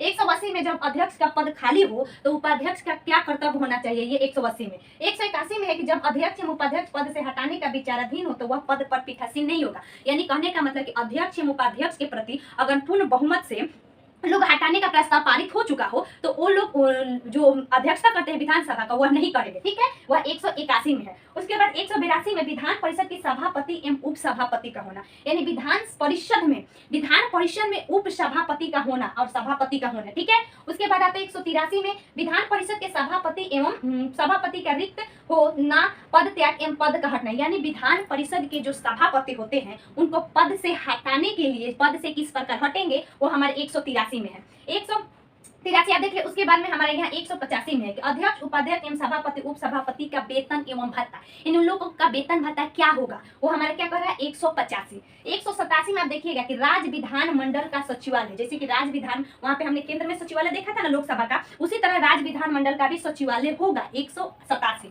188 में सदस्यों द्वारा शपथ एवं प्रतिज्ञान का तीसरी अनुसूची के अनुसार दिया जाएगा, यानी जो मंत्री होंगे उनको शपथ जो तीसरी अनुसूची में उपबंध किया गया उसी के तहत उन लोगों की शपथ दी जाएगी। किसमें? 188 में। 188 में अब आता है 189। 189 है कि सदनों में मतदान रिक्ति के होना सदस्यों का कार्य करने के लिए, यानी सदनों में मतदान रिक्ति के होते भी सदनों का कार्य करने का शर्त, मतलब कह रहा है कि सदन में अगर मतदान रिक्त हो, यानी वहां पे जो होती है ना कि सदनों में जो सदस्यों का रिक्त लोग नहीं भरते हैं तो उसमें जो सदनों की कार्य किया जाता है वो 189 में। ठीक है।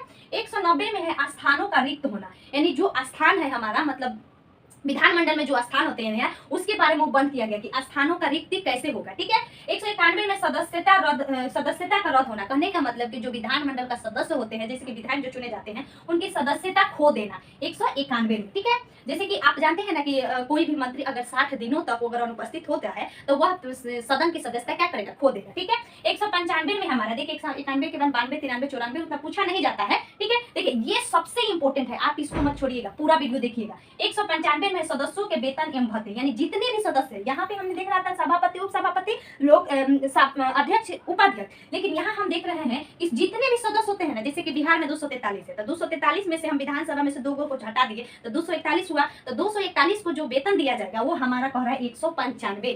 196 में है विधेयकों को पुनः स्थापित और पारित किए जाने के संबंध में उपबंध, यानी जैसे कि हमने कहा पढ़ा था 196 में 107 में हमने पढ़ा था कि 107 में पढ़ा था कि कोई भी विधेयक को पुनः स्थापित किया जाता है। ठीक है। तो 107 में कोई भी विधेयक को पुनः स्थापित केंद्र में किया जाएगा, लेकिन यहाँ पे 196 जैसे आप इसमें 89 जोड़िएगा तो 196 आ जा रहा है, तो इसमें भी हो जाएगा कि विधेयक को पुनः स्थापित करना या पारित करने जाने के संबंध में क्या प्रक्रियाएं होगी। ठीक है। 197 में धन विधेयक से भिन्न विधेयकों के बारे में विधान परिषद की शक्ति, यानी धन विधेयकों से भिन्न विधेयकों के बारे में विधान परिषद की क्या शक्ति होनी चाहिए वो हमारा कह रहा है 197। ठीक है। 198 में है धन विधेयकों के संबंध में विशेष प्रक्रिया, आप वहां पे विशेष प्रक्रिया क्या देख रहे थे? 109 देख रहे थे, धन विधेयक के विषय में विशेष प्रक्रिया किसमें था? 109 में। कहां पे? लोकसभा में। उसी तरह हमारा विधानसभा में 198 है, इसमें भी आप 9 जोड़ के देखिए तो आ जा रहा है। ठीक है। यानी एकदम सेम टू सेम बैठ जाता है, इधर आपको न्यायालय में नहीं होगा लेकिन लगभग सेम बैठ जाता है। ठीक है। उसके बाद आता है 199 धन विधेयक की परिभाषा, जैसे हमने वहां पे धन विधेयक की परिभाषा देखा था कितना में? धन विधेयक की परिभाषा हमने कितना में देखा था? 110 में। तो यहाँ पे हमारा 199 में धन विधेयक की परिभाषा, आप यहाँ पे जोड़ दीजिए 110 में 89, आगे हमारा 199। ठीक है। उसके बाद आता है 200 इंपॉर्टेंट है कि विधेयकों पर अनुमति राज्यपाल देगा या रोकेगा या विचाराधीन आरक्षित करे, यानी कोई भी विधेयक है तो इस पर अनुमति ये देखिए ये इंपॉर्टेंट है, ये बहुत पूछा जाता है कि किस अनुच्छेद के तहत राज्यपाल किसी विधेयकों पर अनुमति देता है या उसको अपने पास रख लेता है या उसको रोक देता है। ठीक है। तो अनुच्छेद 200 के तहत, अनुच्छेद 200 के तहत, अनुच्छेद 200 के 1, अनुच्छेद 200 के 1 क्या है? विचार के लिए आरक्षित विधेयकों को राष्ट्रपति यानी कोई भी विधेयक रख रहा है तो विचार के लिए आरक्षित विधेयक राष्ट्रपति को जो रखा है तो राष्ट्रपति इस पर अनुमति देते हैं कि नहीं देते हैं, यह राष्ट्रपति पर डिपेंड करता है। 200 में राज्यपाल अनुमति देता है कि रख लेता है या रोक देता है। रखेगा किसके लिए? राष्ट्रपति के विचाराधीन के लिए, क्योंकि वह केंद्र का प्रसाद पर्यटन पर धारण करता है। तो सीधी सी बात है कि केंद्र का क्या होगा? केंद्र के प्रति कार्य करेगा। ठीक है। तो वो क्या करता है कि जो विधेयक किसी का अनुरूप नहीं होता है ना तो वो उसको रख लेता है और राष्ट्रपति से अनुमति मांगता है। ठीक है। उसके बाद आता है 202 राज्य का वार्षिक वित्तीय विवरण, यानी राज्य में जो वार्षिक वित्तीय विवरण पेश किया जाता है वो हमारा 202। आप वहाँ पे वार्षिक वित्तीय विवरण 112 देखे होंगे, मतलब केंद्र में जो वार्षिक वित्तीय विवरण जिसको हम लोग बजट कहते हैं तो 112 था। कितना था हमारा? 112 था। ठीक है। और यहाँ पे हमारा है 202। क्या है? 202। देखिए जैसे 100 के पास चल जाएगा क्या इसमें जोड़ेंगे? 90 जोड़ेंगे। क्या जोड़ेंगे? 90। हमने बताया था ना 112 आ गया, तो 112 में जैसे 90 जोड़ेंगे तो हमारा 202 हो जाएगा। तो केंद्र में 112 में बजट यानी वार्षिक वित्तीय विवरण और 202 में राज्य का वार्षिक वित्तीय विवरण। उसके बाद 204 में विनियोग विधेयक, यानी विनियोग विधेयक के तहत ही संचित निधि से धन निकाला जाता है। ये बात हम समझाए थे कि विनियोग विधेयक को पारित करने के बाद ही संचित निधि से हम लोग धन निकाल सकते हैं। ठीक है।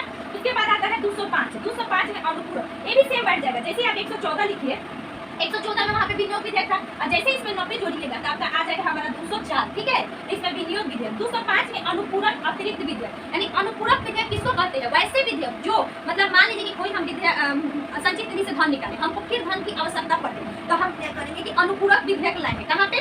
सदन में, और उसको पास करवाने के बाद फिर संचित निधि से हम धन निकालेंगे तो उसको अनुपूरक यानी किसी चीज को पूरा कर देना। ठीक है। उसके बाद आता है 206 लेखानुदान। आप जानते होंगे कि वहाँ पे लेखानुदान की चर्चा 116 में था, तो 116 में जैसे हम 90 जोड़ेंगे तो यहाँ 206 आ जाएगा।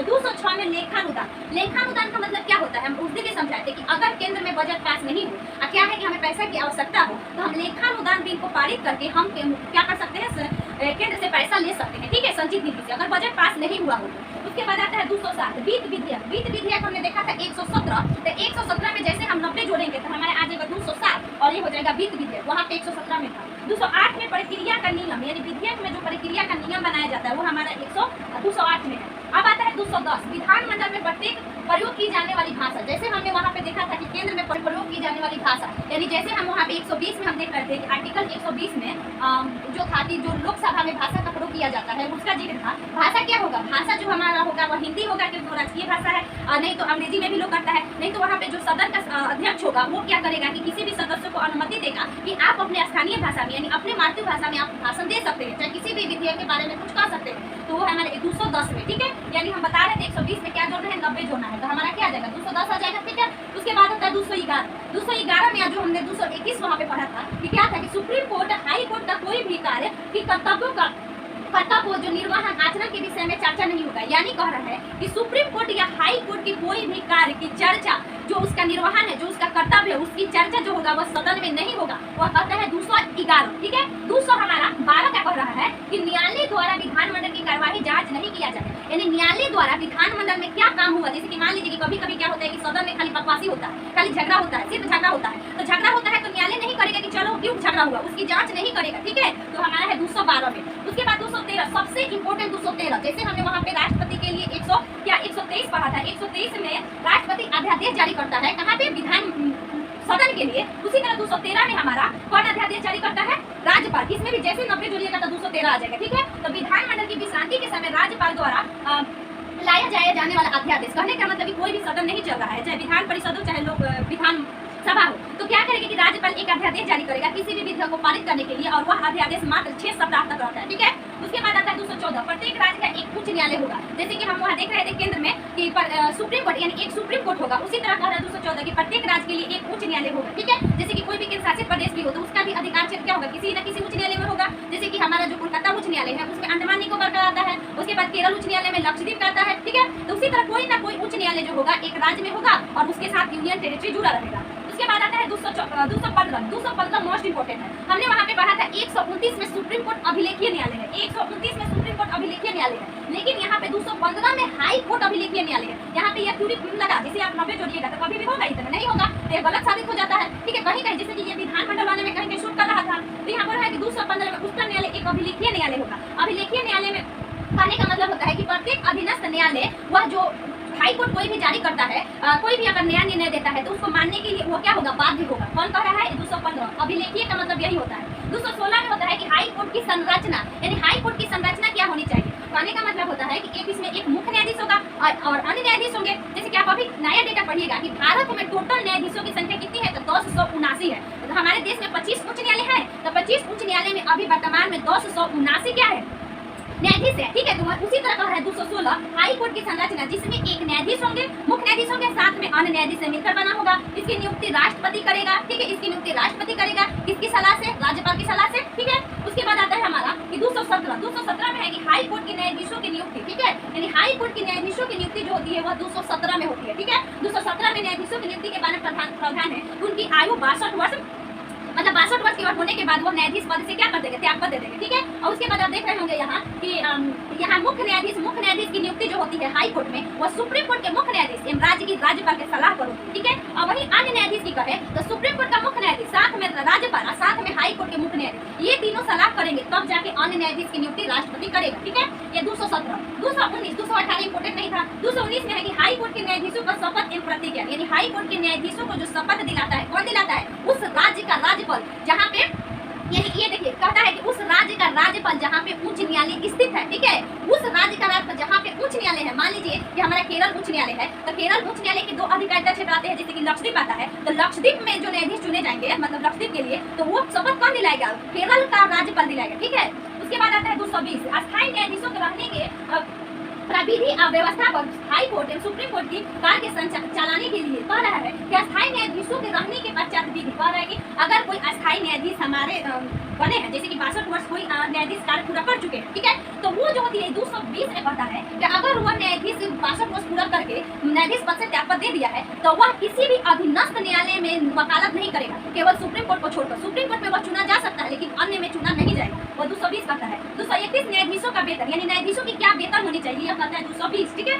222 कहता है हमारा 222 कहता है किसी न्यायाधीश को एक न्यायालय से दूसरे न्यायालय में प्रतिस्थापित करना। मान लीजिए कि जैसे कि बहुत सारे न्यायाधीश होते हैं तो एक न्यायालय से दूसरे न्यायालय में स्थापित कर दिया जाता है, तो वही हमारा होता है 222 में। 223 में कार्यकारी मुख्य न्यायाधीश की नियुक्ति, यानी कह रहा है कि अगर हमारे राज्य में जो हाई कोर्ट है उसमें मुख्य न्यायाधीश नहीं है, अन्य न्यायाधीश नहीं है, तो जो कार्यकारी यानी कुछ दिनों के लिए हम अगर किसी न्यायाधीश को चुनते हैं तो उसकी जो प्रावधान किया गया है 223 में किया गया है कि कार्यकारी न्यायाधीशों की नियुक्ति राष्ट्रपति 223 अनुच्छेद के तहत करेगा हाई कोर्ट के लिए। उसके बाद 225 है हमारा कि उच्च न्यायालय की अधिकारिता क्षेत्र, यानी संविधान के पहले जो व्यवस्था थी, कह रहा है कि उच्च न्यायालय के अधिकारिता क्षेत्र, यानी उच्च न्यायालय की क्या अधिकारिता क्षेत्र है। जब हमारा संविधान लागू हुआ तो उसमें क्या दिया गया है, ये कहता है 225, ठीक है। अब देखिए 226 इंपोर्टेंट है, जैसे यहाँ 215 हमने बोला था इंपोर्टेंट है, उसी तरह हमारे यहाँ 217 भी है, उसके बाद हमारा है 226। इसमें क्या कह रहा है कि उच्च न्यायालय की रीट जारी करने की शक्ति, रीट आप जानते हैं कि सुप्रीम कोर्ट अनुच्छेद 32 के तहत, हाई कोर्ट अनुच्छेद 226 के तहत रीट 5 प्रकार के होते हैं। बंदी प्रत्यक्षीकरण, प्रतिषेध, अधिकार परीक्षा, उसके बाद में अधिकार परीक्षा होता है, परमादेश होते हैं और एक और होता है जैसे कि हमने क्या छोड़ दिया था, अधिकार परीक्षा और उत्प्रेषण, ठीक है, उत्प्रेषण होता है, उत्प्रेषण, ठीक है। अब आता है 227 सभी न्यायालयों के अधीनस्थ उच्च न्यायालय यानी छोटे न्यायालय जो होंगे उनको शपथ कार्य करने की शक्ति दे रहे हैं, यानी सभी न्यायालयों के जो अधीनस्थ न्यायालय होगा वह उच्च न्यायालय उस पर अपनी मतलब उसकी अधिकारिता क्षेत्र को बताएगा, ठीक है। वो कहता है 223, ठीक है। उसके बाद 227 अब इंपोर्टेंट है 231 एकदम मोस्ट इंपोर्टेंट है, क्यों? क्योंकि यह कहा है कि 2 या 2 से अधिक राज्यों के लिए एक उच्च न्यायालय होगा। जैसे हमने यहाँ पर पढ़ा था कि प्रत्येक राज्य के लिए एक उच्च न्यायालय होगा, वही कह रहा है कि अगर प्रत्येक राज्य में उच्च न्यायालय नहीं है, ठीक है, प्रत्येक राज्य में उच्च न्यायालय नहीं है तो केंद्र कहेगा कि कोई बात नहीं। जैसे कि आप देखते होंगे कि पूर्वोत्तर राज्य है, पूर्वोत्तर राज्य में जैसे कि गुवाहाटी उच्च न्यायालय है, उसकी अधिकारिता क्षेत्र में अरुणाचल प्रदेश आता है, उसके अलावा नागालैंड आता है, मिजोरम आता है, ठीक है। तो उसी तरह होता है कि अगर 2 या 2 से अधिक राज्य है तो उसके लिए एक उच्च न्यायालय कार्य करेगा, यानी 2 या 2 से अधिक राज्यों के लिए भी एक उच्च न्यायालय कार्य करेगा, ठीक है। वो 231 कहता है, मोस्ट इंपोर्टेंट। 233 जो है ये भी इंपोर्टेंट है क्योंकि राज्य के प्रत्येक जिला में एक जिला न्यायालय होगा। ये कह रहा है कि राज्य के प्रत्येक जिला में एक जिला न्यायालय होगा, यानी जिला न्यायाधीशों की चर्चा किसमें किया गया है, जिला न्यायालयों की। जैसे हमारे छपरा में है कि छपरा में एक जिला न्यायालय है, जैसे बिहार में 38 जिला है तो 38 जिला में एक जिला न्यायालय होगा, वह 233 के तहत, ठीक है। उसके बाद आता है कि 233 में हमारा इसमें क्या है कि मुख्य जिला न्यायाधीश एवं अन्य न्यायाधीश से मिलकर बनेगा। नियुक्ति हाई कोर्ट के मुख्य न्यायाधीश की सलाह पर राज्यपाल करेगा, ठीक है। जिला न्यायाधीशों की नियुक्ति राज्यपाल। उसके बाद होता है कि भारत का यह नागरिक होना चाहिए, सीधी सी बात है। आयु उनको 60 वर्ष, देखिए हाई कोर्ट में 62 वर्ष लेकिन जिला न्यायालय में 60 वर्ष होता है, ठीक है। और 7 साल तक वह किसी भी जज रह चुका है, 7 साल तक वह जज रह चुका है और साथ में वह 10 वर्षों तक वकालत किया जा चुका है। जैसे हमने केंद्र पढ़ते हैं चाहे ये उच्च न्यायालय पढ़ते हैं तो 5 साल तक हमारा क्या होगा कि वहाँ पे मजिस्ट्रेट पद पर और साथ में 10 साल तक किसी प्रकार का वकालत किया हो, लेकिन यहाँ 7 साल है और 10 साल, ठीक है। उसके बाद आता है 235 की अधीनस्थ न्यायालय का नियंत्रण सेवा क्षेत्र। ये कहा है 235 की अधीनस्थ न्यायालय का नियंत्रण लोअर जो होता है उसके अलावा, यानी हमारे अधीनस्थ न्यायालय का नियंत्रण किस पे, देखिए हमारे छोटे छोटे जो होते हैं लोअर कोर्ट भी होती है, सेशन कोर्ट भी होती है, ठीक है। जिला कोर्ट के अलावा लोअर कोर्ट सेशन कोर्ट भी होती है, ठीक है। तो ये 235 में जिक्र है। और 236 इंपोर्टेंट नहीं, 237 हमने जो 237 आप देखिएगा कि आगे क्या हो गया, निरस्त हो गया है। 237 है तो हम इसके बाद आगे का आर्टिकल करेंगे और मात्र 2 वीडियो आएगा जिसमें आर्टिकल खत्म हो जाएगा, ठीक है। दोस्त अगर आपसे भी अच्छा लगा होगा तो प्लीज वीडियो को शेयर करिएगा क्योंकि आज का भी वीडियो बहुत इंपॉर्टेंट है। आप देखिए कि एक आर्टिकल से हम लोग पीछे